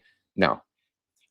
The same reason I believe that it's real, you could also go and be like, these are also the only guys that could have pulled this off, because they were that dynamic. Another thing people don't know about Roger is they think he just picked up that camera, rented it, and went out there. He had been practicing for 6 or 7 years. Once again, don't trust me. Go through the mouths that speak it, like Bill Munns and other people. He knew what he was doing with that camera. Also, interesting tidbit of information, once again, from the mouth of people far smarter than I. If it was a 25mm lens that they filmed this on, okay, and this is from the top, and I've already mentioned who I believe the top is, Bill, in terms of evidence analysis. If it was a 25mm lens, which he went out there with the Olympic Project, you know, and they mapped it out and they did it all, then Patty was somewhere between 4'10" and 5'2"-ish. If it was a 26mm lens, then yes, now you're getting into the height 6'3" to 6'7"-ish. You know what I mean? She wasn't big, she wasn't massive, but either more research has to be done to analyze exactly the angle and trees or whatnot, or that what you're seeing in that video is a very small Bigfoot, which is interesting, right? And if you take into account that Roger was a true performer, he was the only person a part of that, or even nowadays that I even know, that could have fallen off a horse, filmed it, but also played the other side and walked in that suit, then it's intriguing to think about those things, you know, because what if this is like the moon landing? What if this is like some other things that have some of us, our cackles raised up in the back? And now I'm not saying that's what it is at all, because I want this stated, and I want it stated clearly. At the end of the day, the person, in my humble opinion, who has really tore through this evidence and seen every copy of the Patterson Gimlin film, every copy, and has a version of every copy, is Bill Munns. And Bill Munns believes to this day that what you are seeing is a real animal, is a real thing, after looking at everything. And what people don't know is on that final episode, or maybe you remember, of Finding Bigfoot, we tore through the Bigfoot Museum there. And here's what's awesome about research. Here's why you do not stop, even when the whole world, even when your own body and you're like, I'm over it, I can't get there. You push further, because it was the very last box, after tearing through in a full day of going through all the old boxes in the Bigfoot Museum. We got to the last box and we found a film canister for Beckshord, which Beckshord is its own, you know, a lot of people don't like Beckshord, but you should appreciate him because he was wide out. He was into everything. But with that said, we found a version of the Patterson Gimlin film at Bigfoot Museum Bluff Creek, and it was amazing. That's one of the best moments of my life ever, and I haven't really shared that with a lot of people, but it was awesome. And to find that with Bill and to watch Bill's eyes light up, like all of our eyes light up when we talk about this, and when wonderful speakers like Emily and Nikki and Ron and Steve like enlighten us with new evidence, things that we just hadn't even thought of or whatever. I saw that on Bill Munn's face, and it's one of my favorite moments of being a Bigfooter. So anyway, I'm not saying that it isn't real, but I'm also not saying that it couldn't have been done by men that dynamic. So we're going to open up questions now, and we can take it in any direction you want. And we're going to lean on the wisdom of these great speakers that you've heard today. So Tate, let us open this up to a wild and fun discussion on everything we've heard today. Well, we lost Steve. I knew the aliens were going to abduct him eventually. You can't be that clever and not get abducted. I'm sorry. Ah, he did it. He did it. Yeah. Oh, I love you, bud. Steve's not the only one with a costume change. I changed the sweater I was wearing. Oh, you did. You're in the Pabst Blue Ribbon. It is the best. It is the best. People can say what they want. Exactly.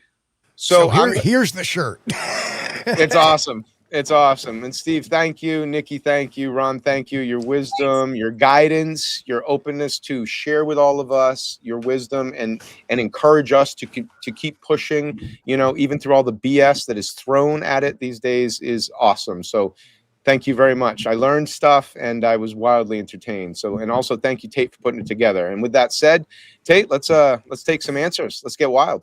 Yeah, we just gotta find some now. Just see. I think wherever I have the first one. So, Steve, it feels like you would know this one pretty well. From my understanding, it's Patricia Patterson that still has the original copy. The last copyright on the Patterson Gimlin film that I can find was from, I believe, it was right after Renee Dahinden's death. And it went back to Patricia Patterson and Robert Gimlin. So that's where the original must lie. Yeah, and also Bill has a copy of absolutely everything. So anybody who really is passionate, I would get as close to Bill. I have not been able to contact Bill as of late, so I don't know what's going on with Bill. I hope he's okay, but he's got a version that is blown up to 5x7, which I believe is 24 or 8, some kind of crazy K that doesn't even really exist. And it's amazing. But something interesting to know about that, even when you blow it up to that size with today's technology, because of the way it was shot, it's still only going to be good to like a half an inch. So for me, like you would think, oh, you get the camera original, like it's going to have this clarity that is just going to lock you in. This is real. It won't. That's not how film works. So just temper your expectations, even if you ever do get a really high grade version of it. So here's another one. Steve, it's to you again. Sure. Yeah, it was. I ran, truthfully, one of my AI bots on it. Said, "Does the scaling look proper?" And there was a difference according to the AI with the ground leveling. That it put Hieronymus a little bit higher than he should have been based on what it was. So it just merely corrected that a bit. The other huge thing is, and I don't know if anybody has seen the John Green footage that was scaled similarly using a similar camera, using the 6 foot, I believe 8 Jim or 6'5" Jim McLaren. Mm-hmm. And you can see that Patty, when the scale, the trees were the same scale behind it. He walked in the same area. He walked in. I mean, there's the log. I mean, it was done within a year of the actual Patterson Gimlin film. And Jim McLaren is kind of dwarfed a little bit by Patty. Patty is a lot taller than Jim McLaren was, and Jim McLaren was 6'5". So that would be probably the more realistic one to use rather than my corrected shot or even, lazy shot trying to line Hieronymus up with him. The corrected one probably would have been right at the event that was filmed at the event. That way the trees in the back were properly scaled to be the same size. You find one object in the film that you get and you can scale it to the other size and everything should line up perfectly. And that's what was done with the John Green film. That's, I think Patty's step length was measured, wasn't it? But I don't know if it was. If it was, we don't know still. We're trying to figure that out. Do you know, Steve? No idea. I believe it may have been, but again, I'm not really an expert on the PG film itself. I have looked at the Hieronymus claims and how that all fell apart. I feel like the Bluff Creek Project has measured her step length. They know her path pretty well. I'm pretty sure about that, but I don't know about the step length itself. Right. And as far as getting back, I just want to get back to the one thing about comparisons where you're comparing Bob Hieronymus. Yes, I agree that both of them were that was just done as a reference, real quick. Whether it was lazies or not, I didn't know who it belonged to. It wasn't anybody wasn't necessarily targeted for that. But you can't really compare a subject with another subject without something common in the film that you can take scale from. So that's the problem there. So, of course, my image was probably garbage because the one that came in, unfortunately, is garbage too because there's no common denominator in the film. I mean, you can scale Hieronymus however much you want to make him look like Patty. The bottom line is that I just let the thing wing it to see what it had to say. But the real true way to do it would be the way John Green had done it by going to the actual site where there's stuff that, you have the unsub here, you have the object here, and now you have a new guy here. We know his height, his known height estimate. Here's the log in front of it. Done. And there was a North American Sciences Institute, NASI, back in the 90s, did all sorts of information on there. And that, okay, and that's fine too. Again, proportions the same thing. You got to still, anytime you're scaling something, blowing it up, widening it, you got to have a common point to reference that. Been doing this for over 25 years. You got to have a common reference. That's why when I debunked the fence climber video, I knew the height of that fence. I was there. So stuff like that, you gotta know a height of something that's common in the film. Okay. And you can say nope all you want, but you're wrong. This one's a good one. But the kind of like that notion that Bob wore a suit for Roger in a different place. What do you think, Steve? It's possible, but as far as I knew, the only any film that was taken or photos, there was a couple of photos circulating online where Bob Gimlin was dressed as a Native American, which you knew there was a Native American in that 76 film, Sasquatch, The Legend of Bigfoot. And that was Roger's idea that the director producer of that show took from Roger Patterson. Now Roger Patterson had been gone a number of years at that point, and just developed the film from there. So I believe it was Bob Titmus that told Roger that there was activity in Bluff Creek, and that's why Roger and Bob ended up down there. I may have been Bob Titmus. Yeah, that's what I'm thinking. Yeah, I think it was Bob Titmus that had told him, not Bob Gimlin. No, I did say Bob Titmus. Oh, did you?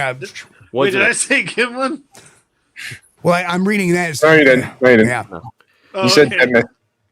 Yeah. You haven't had enough Snapple yet. You said it right. I was just okay. Yeah. I haven't had enough. I think it was footprints, right? It was footprints that they found. Yep. Yeah. Mm-hmm. Yep. Western Bigfoot Exploration says Al Hodgson told them. Yeah. Well, I think Al Hodgson was one of it. I'm trying to see that comment here.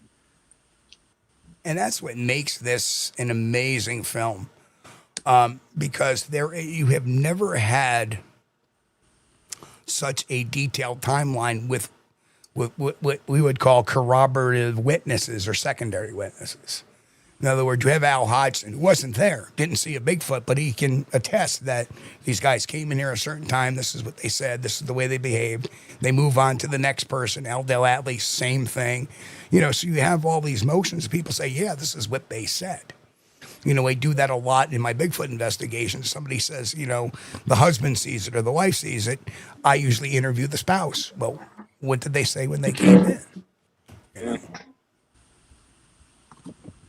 Still looking for some questions here. If anybody still has any questions they want to ask, put them all in caps so we can see them easier.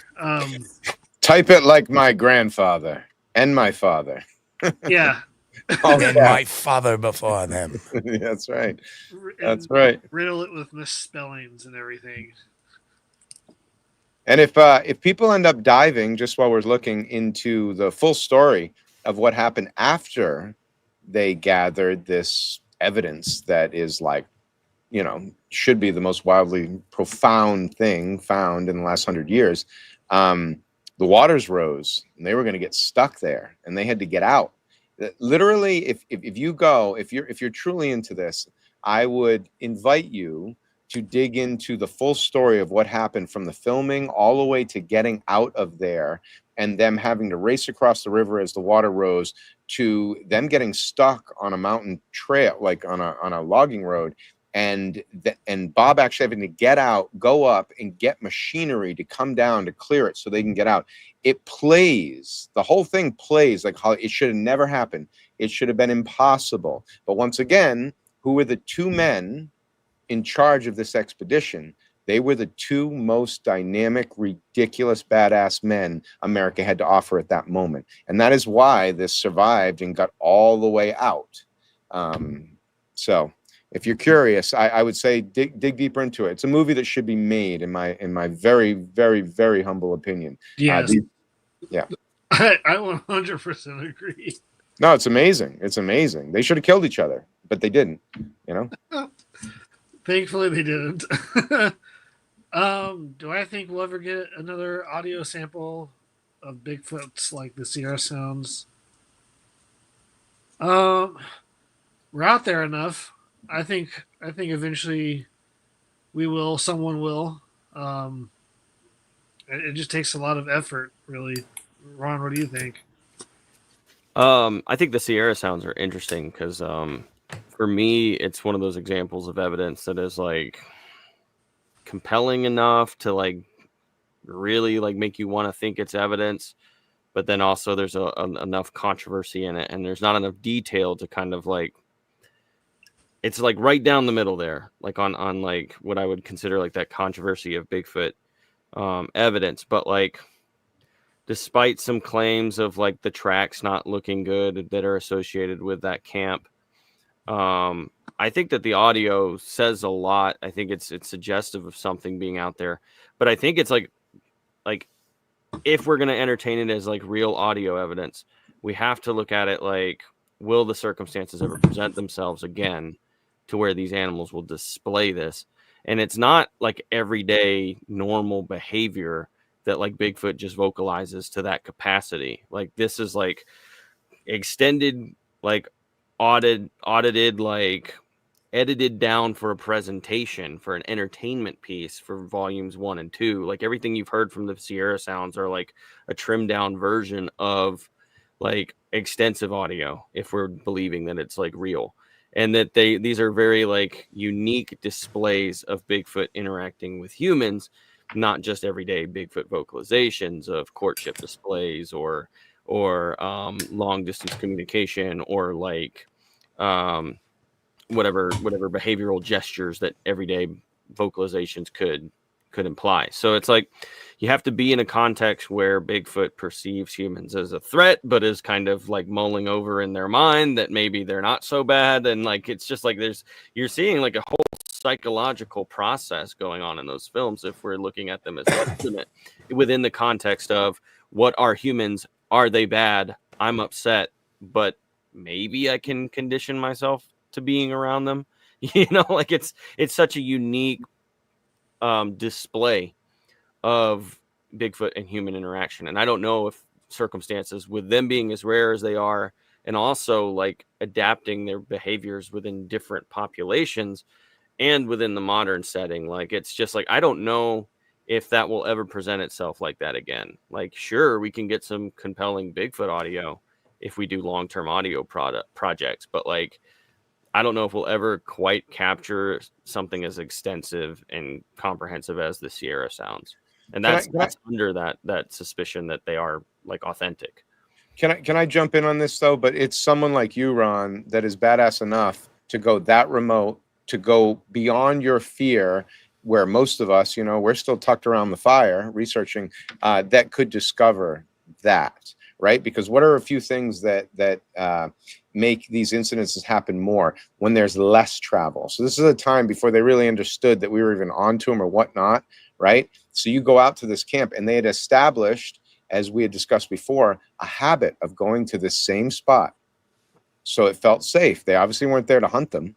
They were just another apex predator that showed up. And another element of that, which I think people overlook, is where were they very, very, very close to, which I think is a profound, it's one of those things that people need to pay attention to. They were near a natural spring. And in my humble opinion, the biggest apex predators are near the cleanest, purest, best water. It's just, water is life. So they were near that as well. So I guess what I'm saying, and I mean it, if it causes controversy and great conversation, great. But I believe someone like yourself that has the balls to go further than anyone goes. Do research on how far people actually go off trail in parks or everything. It's less than a mile. Nobody really explores anything anymore. They don't. So it's gonna take the next level. It's gonna ushering in the next golden age of exploration, that I believe that's the only way you're gonna get something as profound in that, if it's real. I have one You want a point skeptic's take? on the Sierra sounds. Absolutely. Yeah. Oh, Yeah. okay. My take on this. Now, my understanding is we do have a little short excerpt, right, that everybody plays of the Sierra sounds, but there's actually 8-9 hours longer, okay? And we just hear this one. So why, after all these years, that's the only conversation of two possible Bigfoot like that? You get a lot of conversation, a lot of audio of howls or knocks, clicks, grunts, whatever you have, but we don't ever have again a conversation, what is thought to be a conversation between two hairy hominids out there in the woods. Whether they were out there for months and months and getting that, I don't know if you want to call it getting them used to them or what, but there are a lot of researchers out there who have audio out there for months and months at a time and aren't capturing that again. I don't think we're ever going to see something like that again in that form. It may be out there, and there's a lot of people who say, oh, well, they're in my backyard every night, so I don't need, that kind of confirmation that they're out there. But always with, these type of products that are put out there, I like to look at the end goal. What was that end goal for putting that stuff out there? And can it be repeated? And that's the biggest thing. These things can't and have not been repeated. I know there are tons of people with great audio that are like, whoa, that's incredible. But you repeat it over and over. Yeah. All the stuff that Kaiju Ninja Tristan has are some really crazy audios. and many others. There's many others that the one, Steve, you guys got up there at that camp out up in Whitehall. Yep. Holy cow, that just gives you the shivers up and down when you hear that. And it's amazing. You know, those are still are valid part of research and collecting data for sure. But something this big that was put out of a whole conversation like that, it makes me wonder. It really makes me wonder if it's. I have one closing point on that too. Is there's a term I use a lot. It's called anthropomorphism, and that's giving human-like qualities to other animals. And even primatology, there's been examples in primatology where primatologists have accidentally used anthropomorphism to try to figure out what the chimps and gorillas were doing. They're like, oops, we were wrong. It's because of this. So when I hear a conversation between two Sasquatch, that sounds a little bit anthropomorphic to me a bit. But what leads me to believe another thing is when the Scott Nelson, who does this analysis on it, and mind you that you cannot do a proper analysis on just one sample. You know, so Sierra Sounds is one sample. Well, give me samples from the other parts of the country and add them into that study, and then you'll have something more scientifically valid. But he talks about language, and there's a language in there. Well, of course, that proves another point that it could be just anthropomorphism. Because if I'm going to fake something, I'm not going to be thinking like a real Sasquatch. I'm going to be thinking like a human trying to think like a Sasquatch, and anthropomorphism seeps into that. So that could be a very big reason. Not saying it is. I went in believing it, and now after many years, nobody repeating it, like Nikki said, I'm kind of having my doubts. Good point, Alex. Good point. A lot of people hearing chatter and stuff like that out there, mumbles. But we're, you know. And as far as there was a YouTuber who imitated the samurai chatter almost to a T. Ooh, you gotta tell me who that is. I want to watch that. I wish I could remember. My co-host, I think, found it, but I lost it. I had it, and then I lost it in one of the hard drive crashes I had. I think I've got it on my liked videos on YouTube, Tate. I can send it your way. Dude, yes. I really want to. He's pretty spot on. Too. The guy's pretty good, yeah. Send it my way, too, if you could. That would be awesome. So, and a couple of things to consider, too. Like, everywhere you go in the country and the world, there are regional dialects, right? And this is an interesting question to kind of throw out to the group members, but I think the majority of the time that we are interacting in whatever way we're interacting with Bigfoot, we're interacting with juveniles. Because I don't know about you, but I broke rules when I was that age. I went against mom and dad at that age, and I would have spoke at that age. And in my humble opinion, if you are an ambush predator that relies on stealth and quiet, you don't talk. Talking is spell casting. Talking can mislead. You only judge people on their actions. Never judge them on what they're saying, right? It's your actions that back it up. Why do I love all these speakers today? Because their actions back up that of a valid researcher. They're in it to win it. And when by win it, I mean by truth. Anyway, all I'm saying is that I think that maybe, if it's true, he stumbled upon juveniles that weren't afraid to like let the guard down and throw out some old garble, because who was that guy? And somebody can answer this better than I. He was either CIA or something that began to break down the language and found that there were all these different Native American languages within it, meaning either they speak that or they were throwing that out to mess with them, which is really interesting. So I just propose that. I propose that everywhere you go, there's a different name, there's a different tinge to the language, there's different vernacular and everything, and maybe they did stumble across something that was truly unique. And then those young Bigfoot went home afterwards and they got their butts whooped for talking. But then again, with the addition of alleged Native American language in their babble, that could be anthropomorphism of the analyst trying to listen to it too, as one. Sure. And number two, we're talking about a creature that has not adapted the use of fire. right?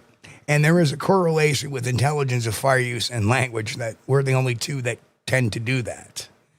And that's huge too. So I think that if they're not going to make complicated tools, which we know they don't, they're not going to use fire. What makes us think that they could create a complicated language as our own? And how would they teach that?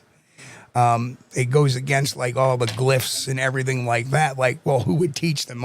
You know, if they're teaching them that and passing off this symbolic language or this verbal language type, why aren't they using fire? Why aren't they making complicated tools? Because those are all things that came in progression before complicated languages. Sure. Yeah. Anyone else on anything absolutely wonderful in there? Language and the pursuit, you know. Now listen, I do know this.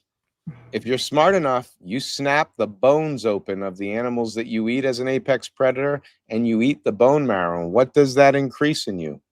Gray matter in your brain. It makes you smarter. It takes you to the point. And Steve, I'm just playing devil's advocate. I ain't messing with you, buddy. Sure, I ain't messing with the Squatch Detective. But mimicry, right? If I was alone in the woods and I had no distractions and I am of limited intelligence, right? I could mimic every single animal out there and every single person speaking. I could mimic every sound. I can almost do that, you know, in a way now, but not even close. So maybe it wasn't even talking. Maybe it was messing. You know what I mean? And that's entirely possible. Just like that's more of a possibility too. Yeah. Than a language. They're trying to imitate us or whatever. Yeah, maybe. Yeah, I would add just a little bit to that, saying that the propensity or the ability for language, you know, based off of cognitive capacity, like, would be like a testament to the comprehensive behavioral traits of like a higher primate. But like the systems that would have to be in place to spread a consistent language, like to any degree of deliberate use, might not be in place. So they might be able to speak, they might be able to be taught to speak, or might have and when they're interested, they would be exploring the ability to form a language or talk or express something new, but they might not have anything like any record keeping or personal, you know, like a spread of that behavior across generations.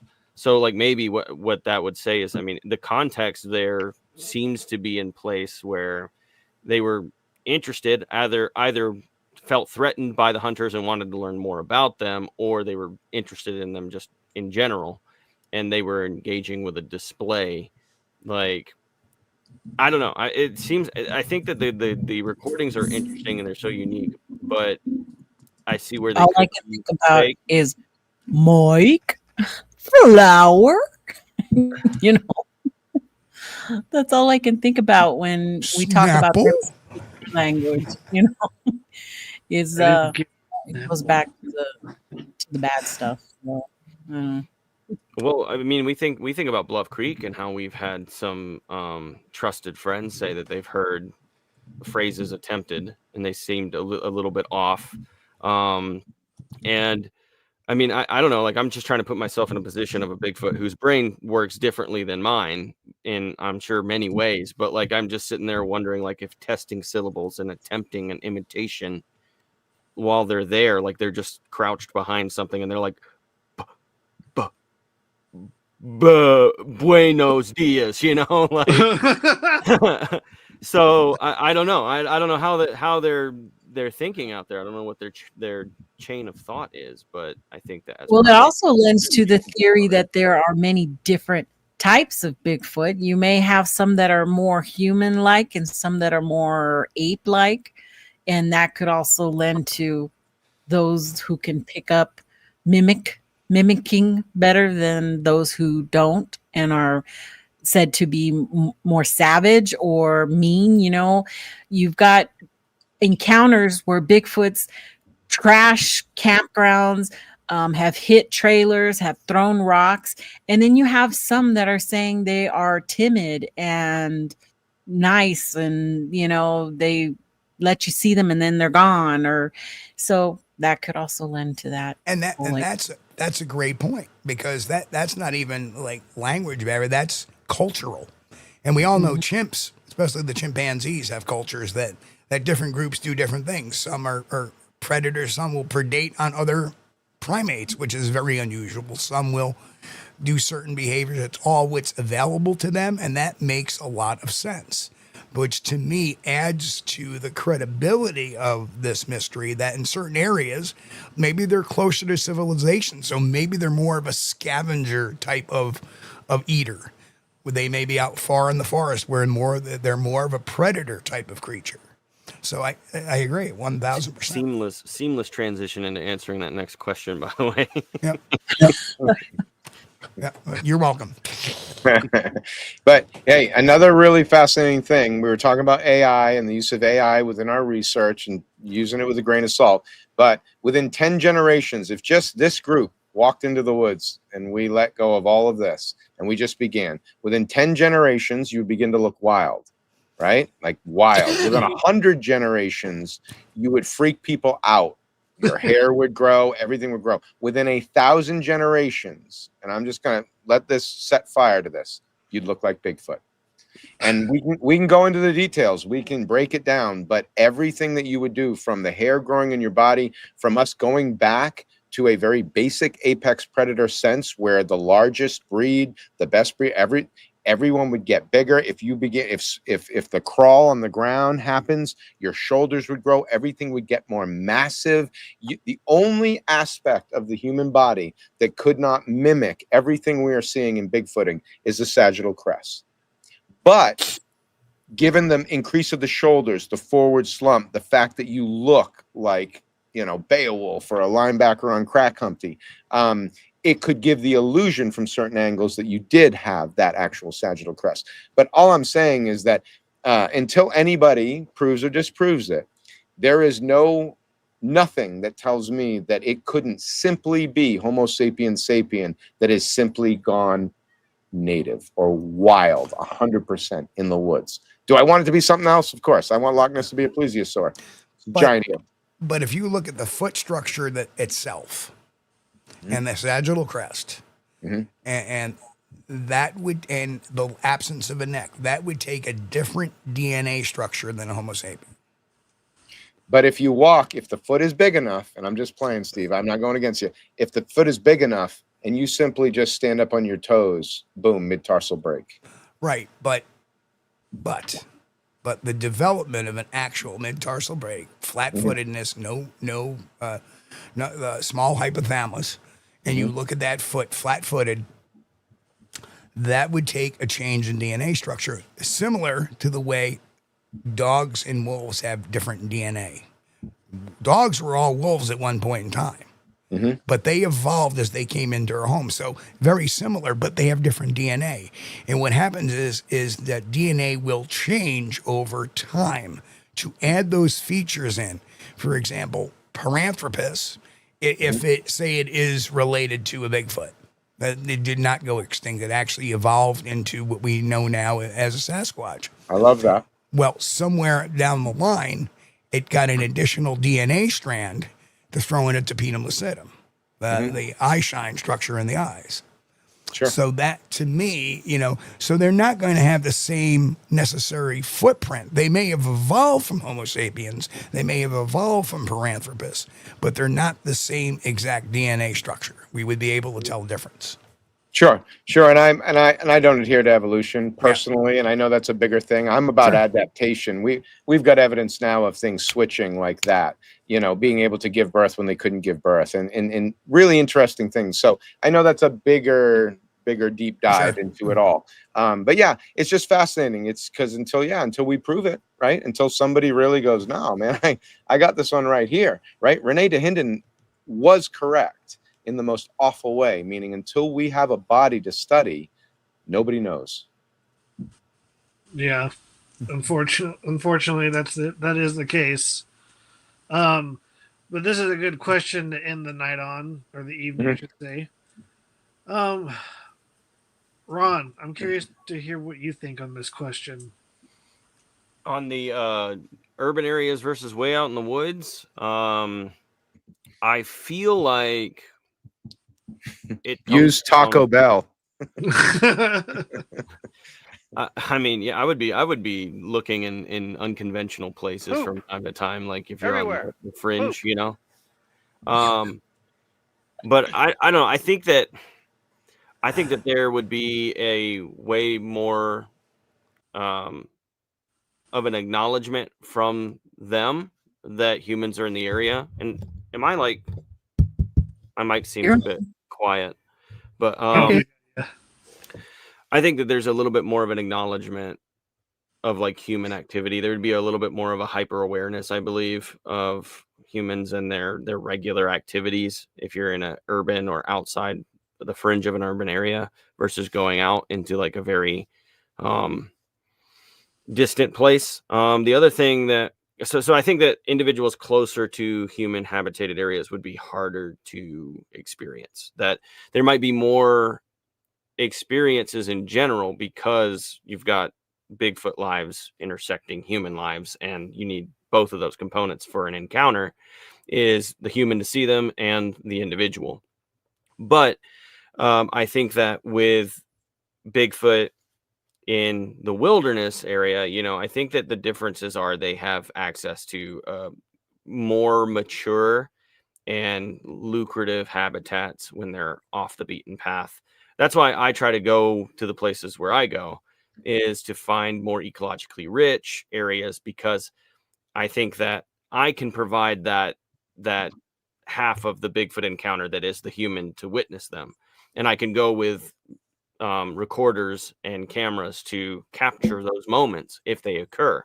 But I think that I have a better chance of encountering Bigfoot if I go to an area that sustains a larger population. So while there might be one Bigfoot on the outskirts of some Denver, Colorado suburb that has been seen 37 times, if the habitat isn't there, I'm looking for one individual. If the habitat 5 miles north of there is where his extended family lives, and there's 12 individuals, I want to put myself in the middle of those 12, because then I have a potential to encounter 12 different individuals instead of that one. It's not about chasing down the single Bigfoot. It's about putting yourself in the center. And that's similar to what primate researchers like Jane Goodall, Diane Fossey did with their subjects of study. Sure. And can I just add this to answer it? What differences might there be in searching for Bigfoot in the urban areas? Don't burn bridges, build bridges. Because if that's happening in an urban area, they're cohabitating. And my advice would be your best foot forward there is to make friends and approach the subject wanting a genuine experience before finding proof and being able to share it with all of us. Just go in wanting to truly be enlightened and make friends, because that's the only way that's going to work. But they definitely move through everything. They are so, dude, imagine any of us, like, imagine you being a teenager and wanting to like sneak through or sneak out when your parents were born. When your parents are sleeping, right? Like, you're going to do outrageous, amazing things. And I think they do that all the time, because we are this is us now. Why don't we see anything? Because my head is up my ass. It's so true. And it's funny because, like, yeah, I don't really think there is a difference to a Bigfoot, whether it's an urban area or in the woods, you know, because I think about where I got my thermal video. You're relatively not that far from town.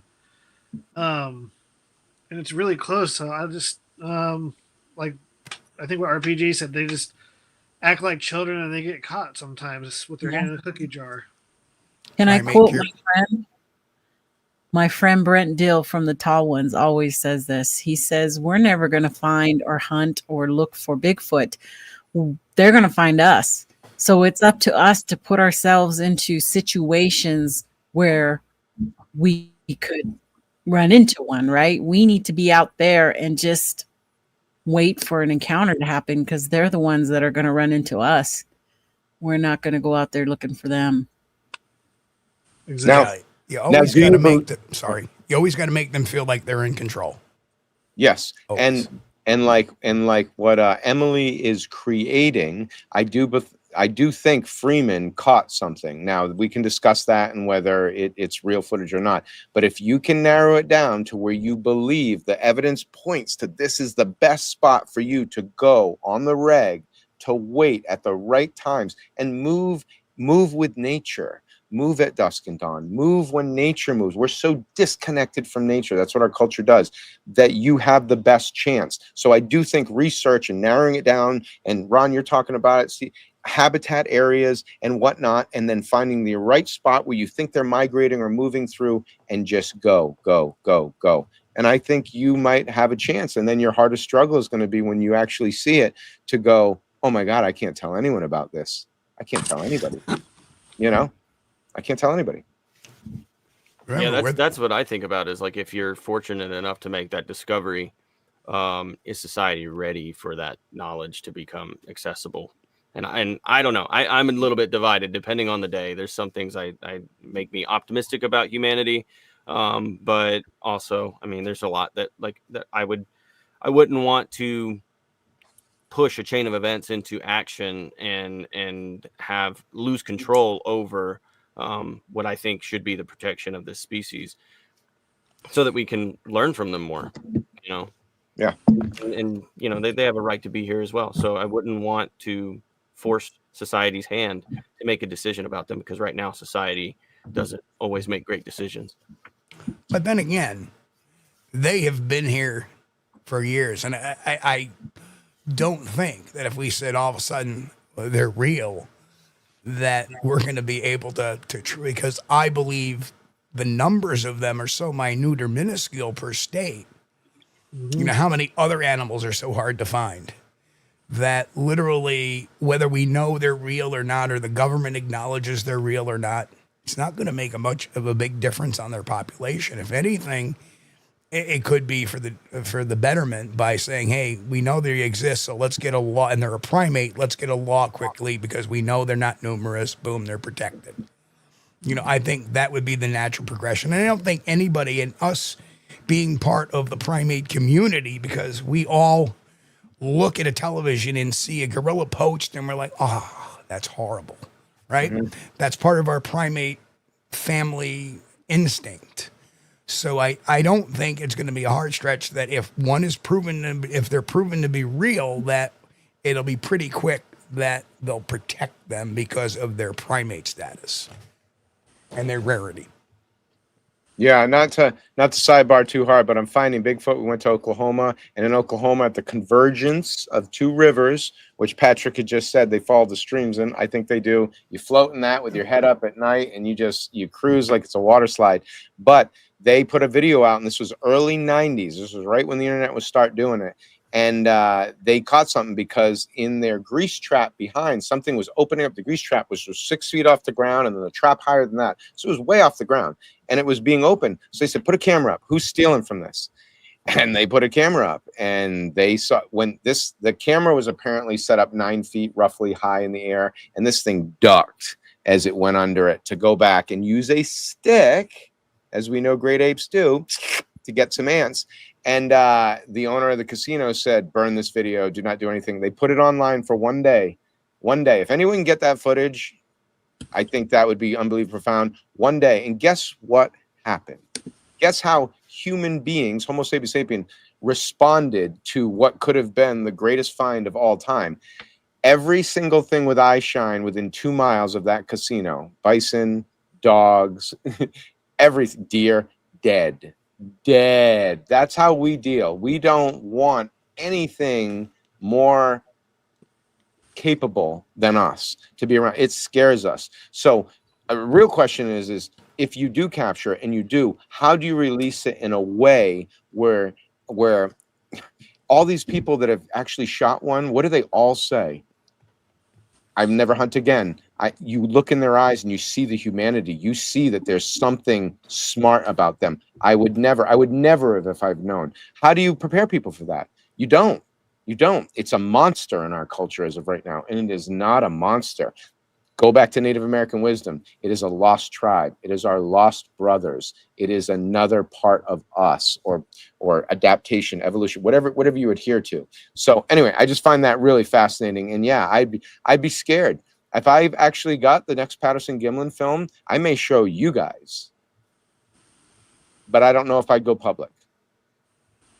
Again, could be cultural too. Could be. Yeah, it could be. And they all shot over there. They shot it for a particular reason. It's like a lot of people ask about the government conspiracy thing. And I think that it's not like this big, not like the UAP topic. I think it's like the local type of cover up where I don't want a bunch of guys running around here with guns or a bunch of whacks running around my community. So I'm going to cover the tracks up. We're going to say this is going to be our cover story for it that way. Yeah. I think I trust humanity as a whole, or the general public's opinion on these things. But it's the power structures that navigate around concepts of like empathy and considerations that I think that are the dangerous things to the Bigfoot species. So it's elements of humanity, not humanity as a whole, because I think right now we would like rally to do everything we could to protect them. And force legislation like to be observant and considerate for them. But that's a process, and we don't always get what we want from our representatives. So like that's that until we understand like what we need as a collective society. I don't know if it might be better that they're a bit hidden. Yeah, I mean, as a collective society too. I mean, think about the last time we killed something to mass extinction. I mean, it hasn't been recent. Look at the American It's been bison. a while ago, so we've kind of learned a bit.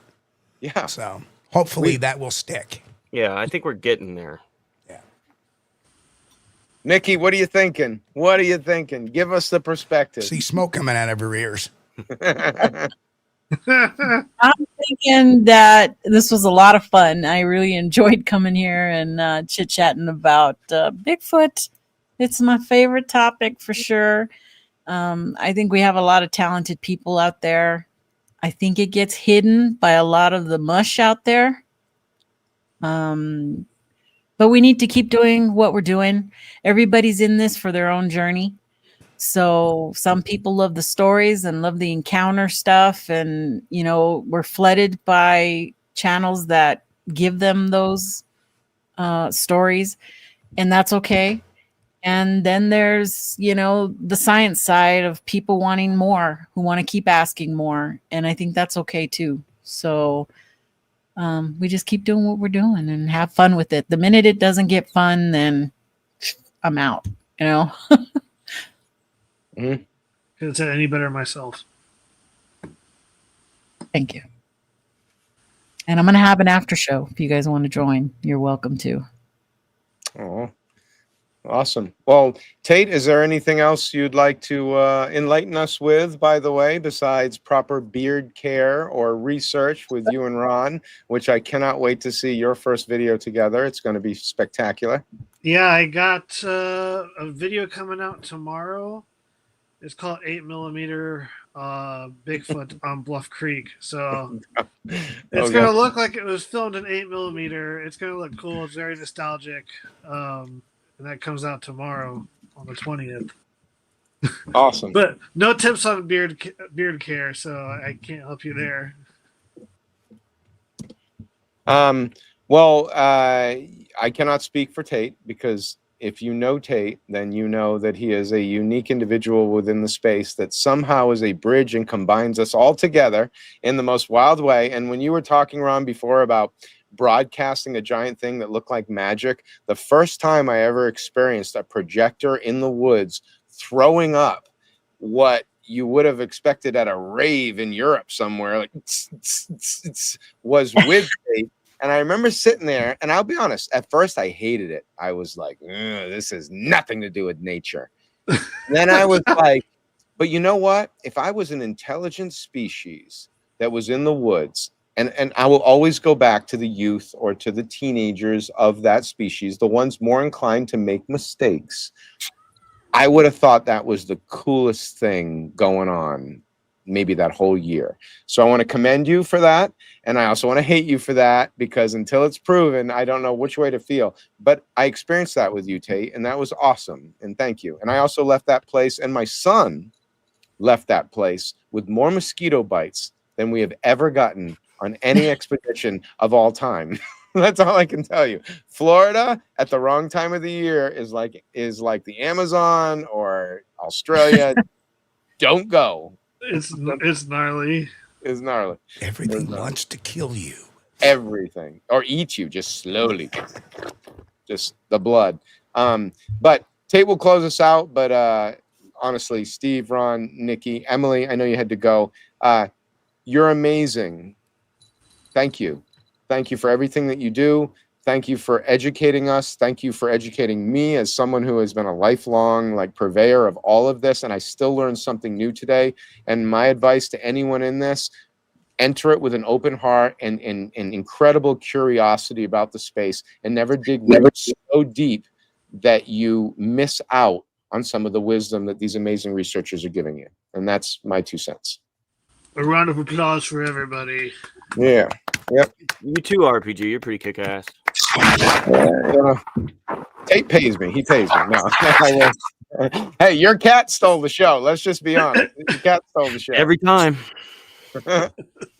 No one cares about you, Ron. Okay. Trailing cats. Yes. Mine floats in the back sometimes. She'll sit up here and it looks like she's floating. Oh. Steve. I'm going to go ahead and take you guys backstage.